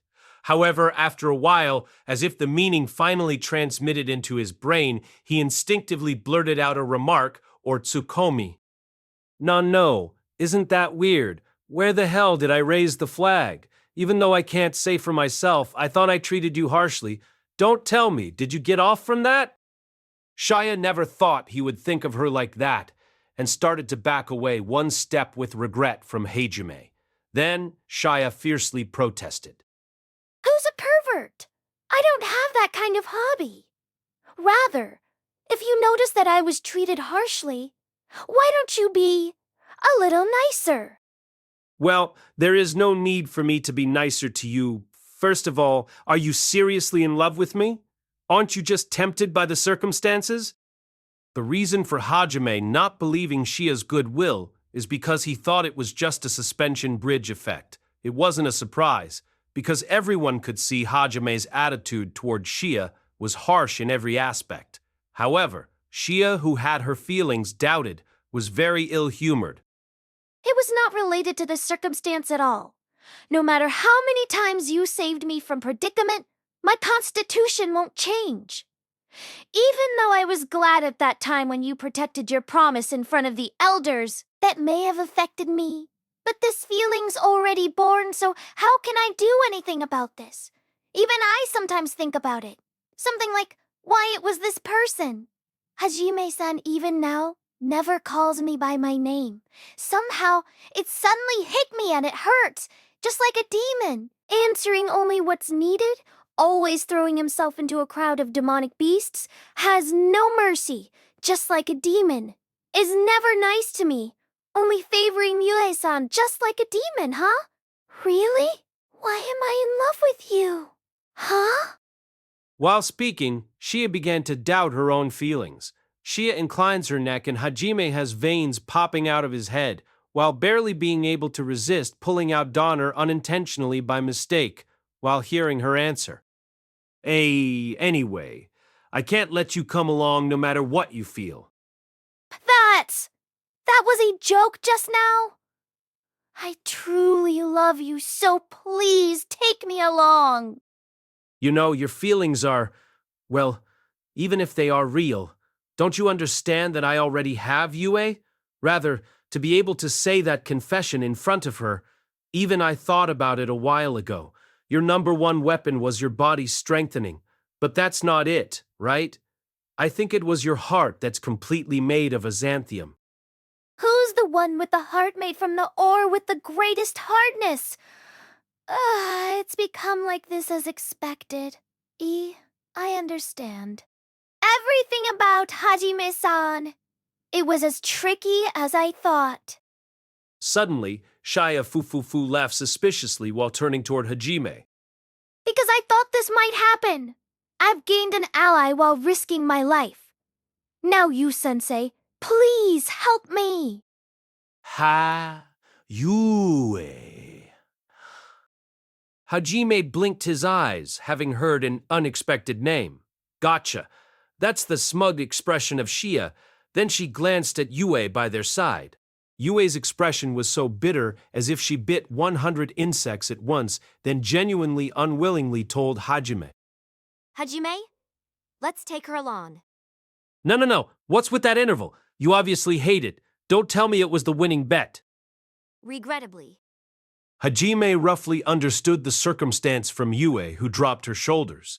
He no longer felt anger but amazement.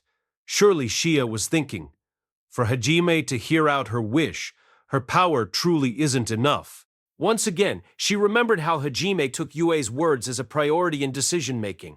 Therefore, she needed a method to make Yue her ally.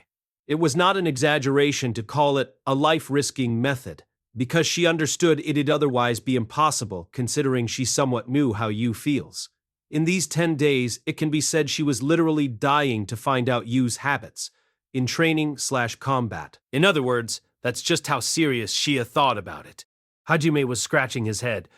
Even if he saw how Yue was reluctantly admitting her, there's no reason for him to take Shia along. In the end, it was a matter of Hajime's feelings. Yue was shrugging her shoulder as if saying that it can't be helped. It was because in these 10 days she, more than anyone, had watched how Shia worked hard and how she destroyed the trouble that imposed her, so Yue allowed her to be a travel companion. In the beginning, she never felt hatred toward Shia or her feelings toward Hajime. On the other side, Shia, who asked Yue for help with a triumphant expression, started to feel unease, but she steeled herself. It was because Shia already tried everything she could, so she could only wait for her fate to play out. Hajime inhaled and exhaled deeply once and looked straight into Shia's eyes. Then he spun the words of confirmation one by one. Shia quietly regained her power when he heard his words.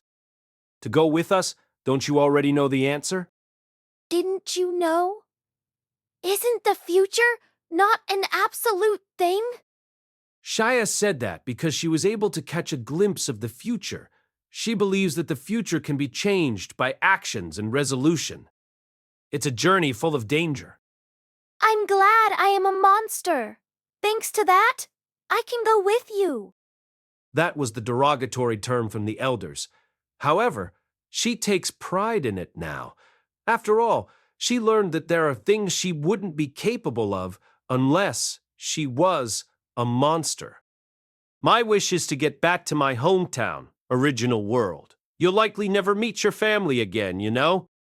I have talked about that. Nevertheless, Father and the others understand. They are family that always protected her until now. There is no word that can express her gratitude. A family that's always together no matter where they are. When she told them her feelings, they will surely smile without any need of words. My hometown isn't somewhere you can easily live in. I'll say it no matter what. Nevertheless. Shia has shown her feelings. It won't stop with just that word. It can't be stopped. That's the kind of feeling this was. Foo-foo, is that the end? Then it's my victory, right? What victory? It was my feelings that won. Hajime-san, Once more, clearly, Shia Halia's wish. please, take me with you. Hajime and Shia looked at each other. Hajime looked into her azure eyes to confirm her intentions. Ha, do whatever you like, curious one. Maybe because he saw something in her eyes. Before long, Hajime gave out a sigh, then told her he gave up. Having seen that, Hajime could only give out a wry smile, with a lot of implications that there'll be a lot of trouble from now on. Coo-foo-foo. Having been allowed to accompany them, Shia was happy. With both hands on her cheeks, a loose expression on her face, and that strange laughter she started letting out while twisting her body. It was a shameless appearance. So shameless that her previous seriousness when confronting Hajime seemed like a lie. Gross. Is what Yue muttered, because she couldn't stand it anymore. Shia's excellent rabbit ears caught that mutter. Who is gross? Why would you call me gross? It's just that I was so happy that it can't be helped. After all, isn't this my first time seeing Hajime's dare side? Didn't you also see it? His previous expression. Suddenly my chest became tightened. With this the time when he becomes hopelessly in love with me isn't that far off?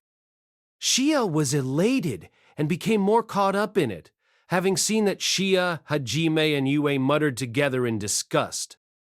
Annoying rabbit. Annoying rabbit. What? What's with that? Calling me annoying rabbit. Please call me by my name already. We are travel companions. Don't tell me. It's not like you're unwilling want to call me by name from the very beginning, right? Right? Why did you become silent? Wait, please don't look away.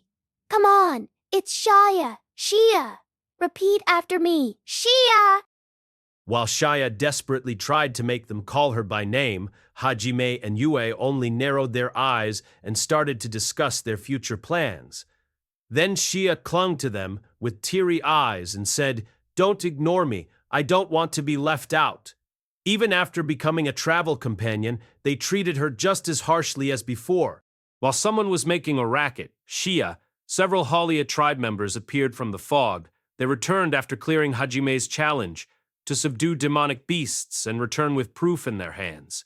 When you look closely, one of them was calm. Shia was smiling wide, this being the first time she'd seen her family in days. The last time she'd seen them was when she was explaining her feelings to them, before her training started. Even though it was only 10 days, every day it was deadly training. Extraordinary concentrated training at that. Because of that, for Shia, it felt like they hadn't met each other for months. Immediately, Shia started talking to her father, Cam. There was a lot to tell. However, right before she said anything, Shia swallowed her words. She noticed a strange atmosphere surrounding Cam and the others. Cam, who saw Shia, only revealed a slight smile. Immediately, his gaze returned to Hajime. And... Boss, about the demonic beasts? Have we hunted them on time? Boboss? Father? Somehow your tone, rather your atmosphere was... However, she was ignored while, rustling, Cam and the others pulled out claws of the demonic beasts that could be considered high-ranked in the sea of trees. I thought I said one was enough. The training graduation challenge by Hajime was to hunt a high-ranking demonic beast for each team. However, there were enough parts here for 10 demonic beasts. Against Hajime's question, Cam and the others answered with fearless smiles. Yes, that's what you've ordered, right? While we were doing that, its companions came out because they impudently turned their killing intent towards us. We just politely welcomed it, right, everyone? That's right, boss. Those guys were too impudent for demonic beasts. We completely defeated them without missing even one, right? Even though they were noisy, their barking voices were good. Foo-foo! Well, it was good to serve as a warning. Well, we already chopped them to pieces. Wasn't that enough?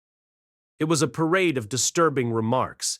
All of them, there was no trace of their original peaceful and gentle Rabbit Man tribe demeanor. They reported the results of their dangerous combat to Hajime with fearless smiles and glaring eyes. Stunned, the Shia watching this could only utter a single word.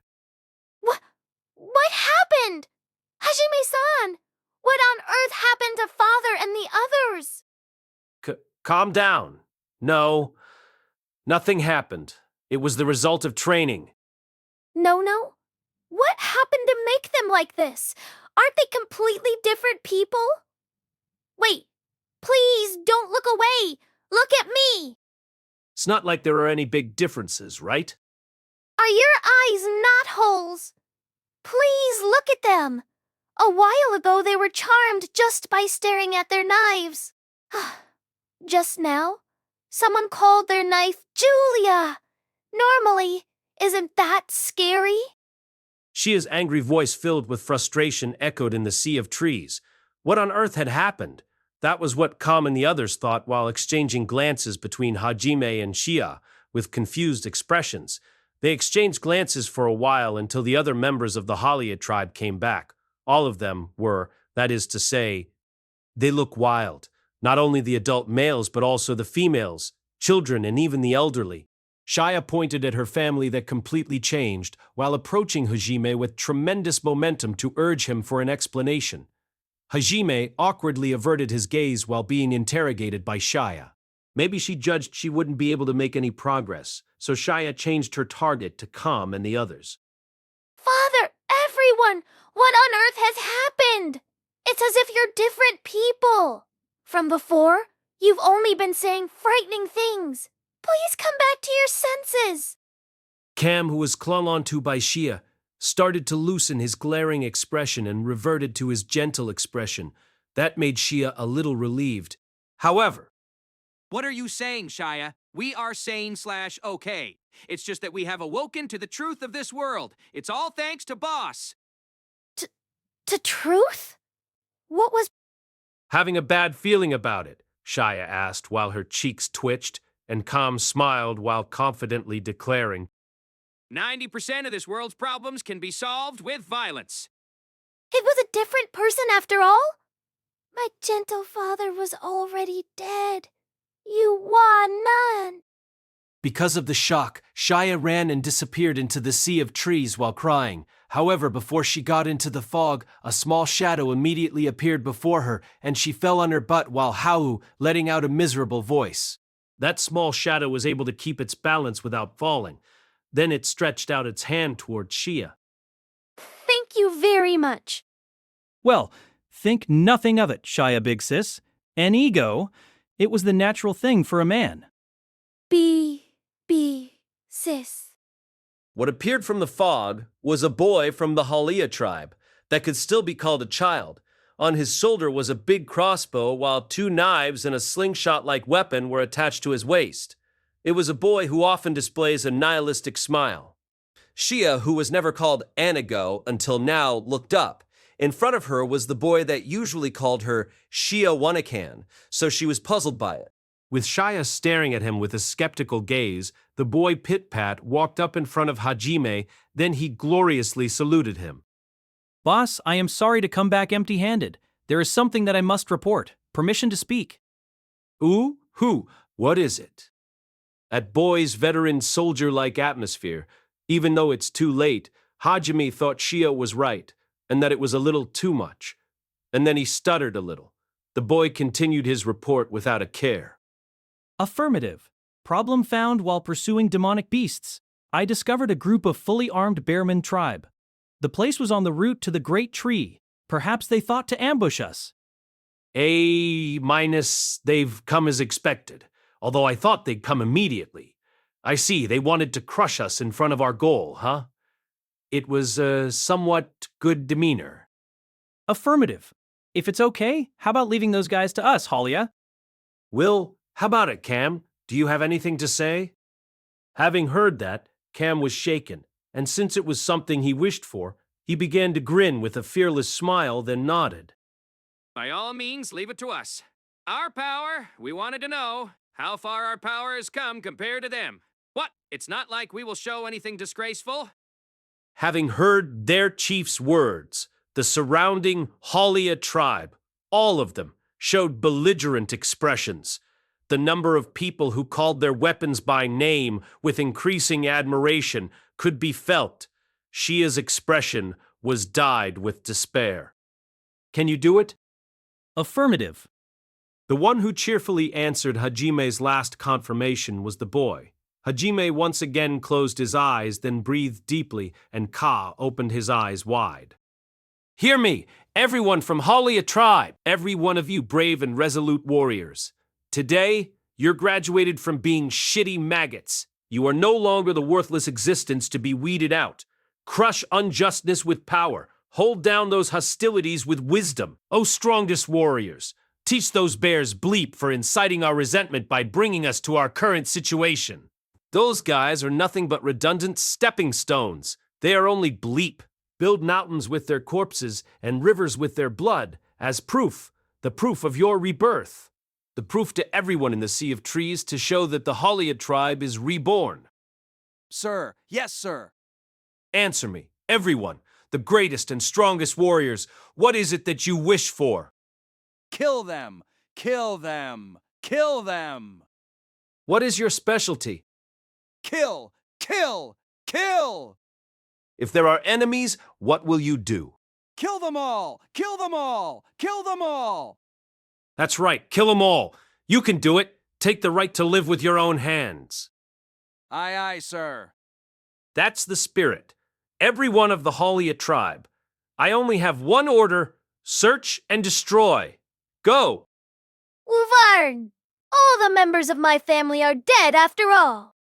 Under Hajime's command, the Halia tribe members' fierceness returned, and they disappeared into the fog. The tribe which was once gentle, peaceful, and above all weak at fighting, where have they gone? That was the only thing she could say, having seen her family completely change once more, while collapsing Shia's vain cry echoed in the Sea of Trees. As expected, because she couldn't stand it anymore, Yue patted and stroked Shia's head to comfort her. When the boy beside Shia, who hickok sob, cried, tried to go, he was called to a stop by Shia. Palkun, please wait. Look, don't you see a beautiful flower san over here? Even if you don't go, how about you wait here with Wani-chan? Okay? How about it? Apparently, she seems to be trying to at least bring this little boy back to his former self. She pointed at the beautifully blossoming flowers while desperately trying to persuade him. The reason she used a flower was because this boy loved flowers so much that he even said, "flower say," before. the flower boy named Pal, who was called out to stop by Shia, only Yar Days shook his head and shrugged his shoulders while sighing, "Foo." It looked like the overreactions used by the Europeans and Americans. Inigo, please don't open up my old wound. I've already gotten rid of my past. The weak mind that enjoyed the beauty of flowers is no more. By the way, this boy called Pal is 11 years old this year. Old wound? Get rid of your past? Wait, I don't understand. But do you mean you don't like flowers anymore? Yes, I have thrown away those feelings along with my past. That, even though you love them so much. It was just a mistake of youth. I repeat, Palkun is 11 years old this year. More importantly, Inigo. What is it? Having seen the changes in the boy who had sometimes picked flowers and dearly called out, "Shia Wanekan! Shia Wanekan!" Shia's consciousness started to escape reality. She was barely able to reply to Pal's words. However, it became the signal for her to further her pursuit of escapism. I've also thrown away my weak name, along with the past. Now my name is Baltoferd. From now on, please call me Baltoferd of Certain Death. Who was that? Where did that Baltoferd come from? Rather, what's with certain death? Oh, sorry. My comrades are waiting, so it's my time to go. Well then. Hey, what do you mean by, well then? Even now, our talk is still, fast. Wait. Please wait. Just like a woman that was left behind by her lover, Shia collapsed while her hand tried to reach the other side of the fog. No one answered her. This girl's family, all of them fiercely went to the battlefield. Shia, who was Gakuri, drooped. Once again, Hick cried. The family that this girl once knew was no more. It was truly a pitiful sight. Shia's appearance was seen by Yue, who wore a subtle expression because she couldn't say anything to her. Hajime, who felt it was somewhat awkward, let his gaze wander. Yue's gaze turned to Hajime, then bluntly muttered, As expected of Hajime, to be able to calmly accomplish something no one can. "Well, like I said before, where did you get that material?" To be able to use that dark magic, brainwash, amazing. Honestly, I think it was a little too much, even though there's neither reflection nor regret. For a while, in the place left behind by the Halya tribe, Shia's crying voice and subtle atmosphere hung in the air. Inside status plate, there is a function to hide the numerical value and skills column. Even for adventurer and mercenary, the leak of combat ability proved to be fatal. Hajime immediately tried to deceive the guard by telling him a lie. A while before, I was attacked by demonic beasts. It looks like it broke at that time. It broke? That was, well... The guard was perplexed. It was no wonder. After all, Hajime's status plate didn't display the level and the numerical value of his stats, as well as his skills column were all over the place. Even though he sometimes heard of people losing the status plate, for it to be broken in sense of it being bugged was something he had never heard of. Normally he would just laugh it off, but something unbelievable was displayed after all, so he didn't understand how to judge it. To further his attack, Hajime shrugged his shoulders with a manner of someone totally bothered by it. If it wasn't broken, isn't that display too strange? It's as if I am a monster. Mr. Guard, do I look like a monster that could destroy a town with just the tip of my finger? To Hajime, who used a joking gesture by opening both of his hand, the guard only gave out a wry smile. If what the status plate displayed was correct, then he would be a monster that easily surpassed even the demon kings and heroes. Even without hearing that explanation, he already considered the plate to be broken. If he knew he was truly a monster, surely this guard would have fainted. Hajime, who boldly told that lie, looked at Shia and Yue, who had amazed expressions.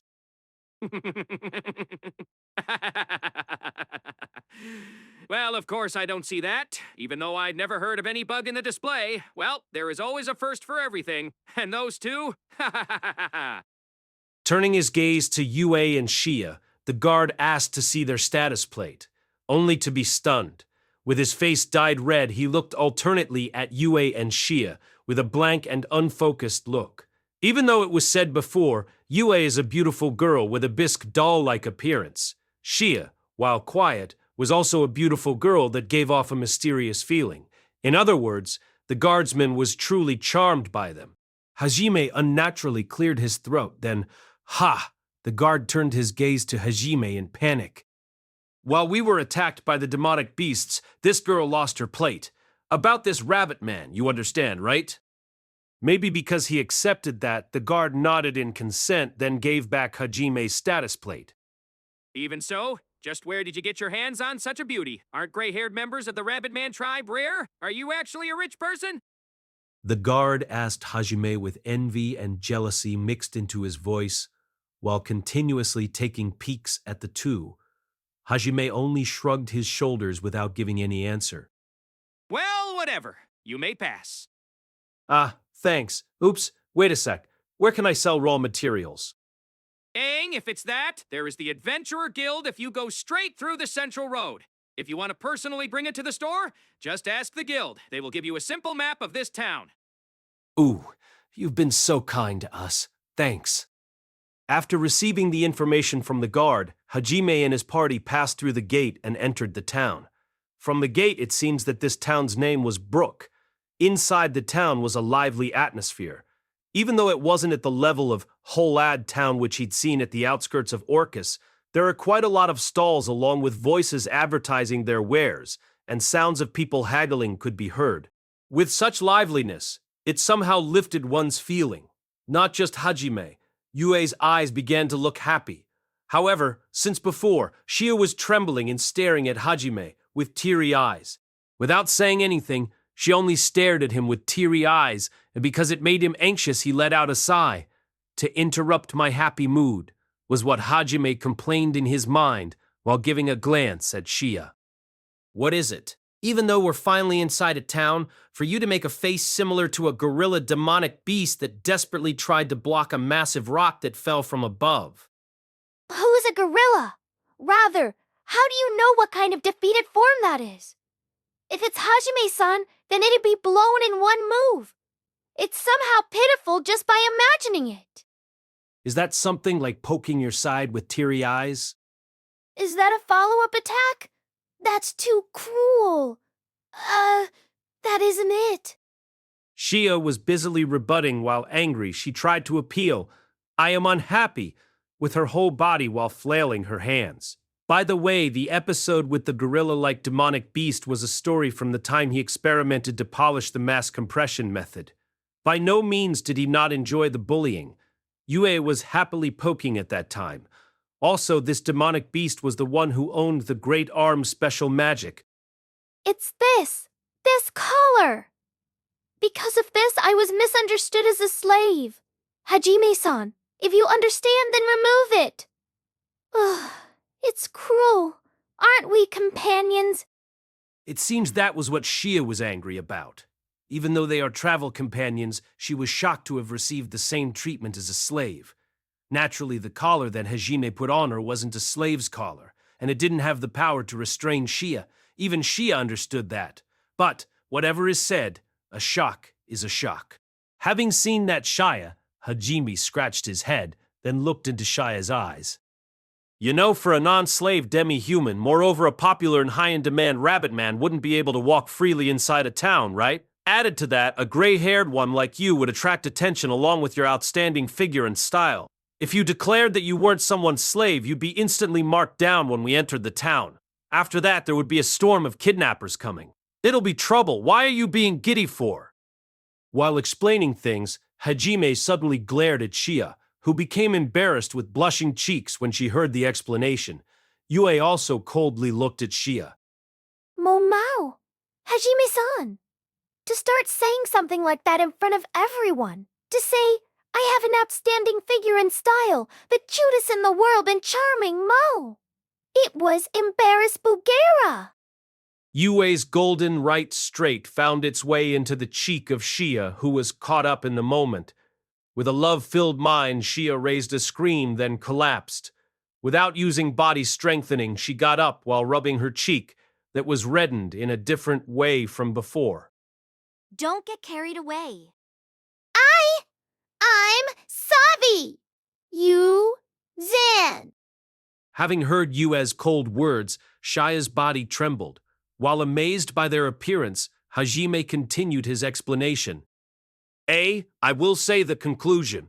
Inside human territory, I am protecting you by saying you're a slave. If I didn't do it, there'd be a lot of troubles, and it'll be all because of you. That is... although I understand it. She understood the reason and merit, but Shia had an unhappy expression, felt it hard to accept that after all. Because she had a strong yearning to be called their companion, she was unable to simply accept it. This time it was you who told Shia. Don't care what the small fries think of you. You-san? The most important thing is it was enough if the ones important to you understand you. Isn't it? That's right. That's right. None, even though I am reluctant, Shia is someone I recognize as a companion. Don't mind the small things. You-san. Thank you very much. She was a vampire princess who wielded her power and listened to the masses.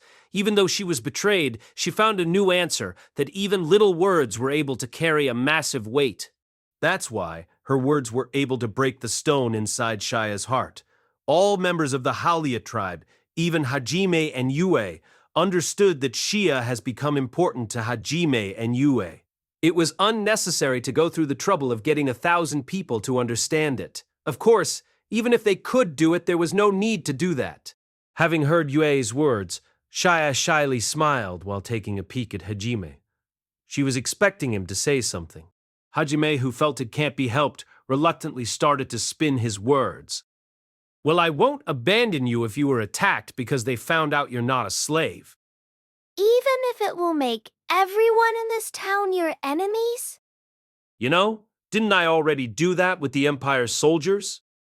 Then you'll do it even if the enemy was a country. Foo-foo! What did you say? No matter even if it was the world or the gods, it won't change anything. If it was an enemy, no matter who it is, I will fight. Kufufu, did you hear that? You-san, did you hear what Hajime-san just said? We are important to him, right? Hajime's only important person is me. Wah, please read the mood. At this time, you should honestly say the usual, Nan? Shia was happy and enjoying it, despite her complaints. Hearing that, when the time comes, he will even fight against the world. As expected, it is something that'd make a woman happy, especially if the other person was the one you're in love with. Hajime, who narrowed his eyes, looked at the two playing with each other, or so it looks like to him, started to explain Shia's collar. One more thing, because that collar incorporates telepathy ore and a special ore, use it if you deem it necessary. It's able to be used by directly pouring magic into it. Telepathy ore and a special ore? Telepathy ore is a mineral that's able to transfer thoughts. It was an ore created by creation magic that gave the user the skill telepathy. The amount of magic usage is proportional to the distance. Most of all, currently in this age, there was nothing like telepathy or the telephone, so everyone who has the same ore within the range will be able to hear the secret talk. The special ore itself was created using creation magic to give the user the skill presence perception and specific perception. When specific perception was used, it is possible to catch only a specific presence among a crowd and identify a presence among many. When it was used, it'd take the role as a beacon by pouring magic into it. The strength of the beacon is proportional to the amount of magic used. Having heard Hajime's explanation, Shia raised a praising voice. By the way, that collar can be removed by giving it a certain amount of magic. You know? I see. In other words, because you wanted to always hear my voice and know my whereabouts. Is that what Hajime-san felt? Mo, do you like me that much? As expected, it was a little too... rather... it's not like I hate Babaroon. Don't get carried away. Sob. I'm sobby. With a beautiful picturesque curve, Yue's kick came flying into the back of Shia's head, who collapsed after yelling a strange scream. A cold voice could be heard from Yue. Even though she was weak at close combat, Yue delivered a splendid high kick, Then Shia apologized with tears in her eyes. Even if she recognized her as a journey companion, it seems she won't forgive her if Shia tried to approach Hajime. Most of all, it was questionable whether Shia's behavior and speech could be called an approach. With such a happy mood, they continued walking on the main street until they discovered a signboard with a large sword drawn on it. It was the same signboard as the one seen in Hollid Town's Adventurer Guild, although the scale was 2 sizes smaller than the one in Hollid. After confirming the signboard, Hajime stepped inside by opening the door with composure. Because guilds have the image of a place where rough people gather. Hajime thought it'd be a dirty place, but it was unexpectedly clean. There was a counter in front of the entrance, and a restaurant to the left. There was some people that seemed to be adventurers, eating and chatting. Judging from how no one ordered sake, it might be because they didn't serve it. For those who wanted to drink, they had to go to a bar.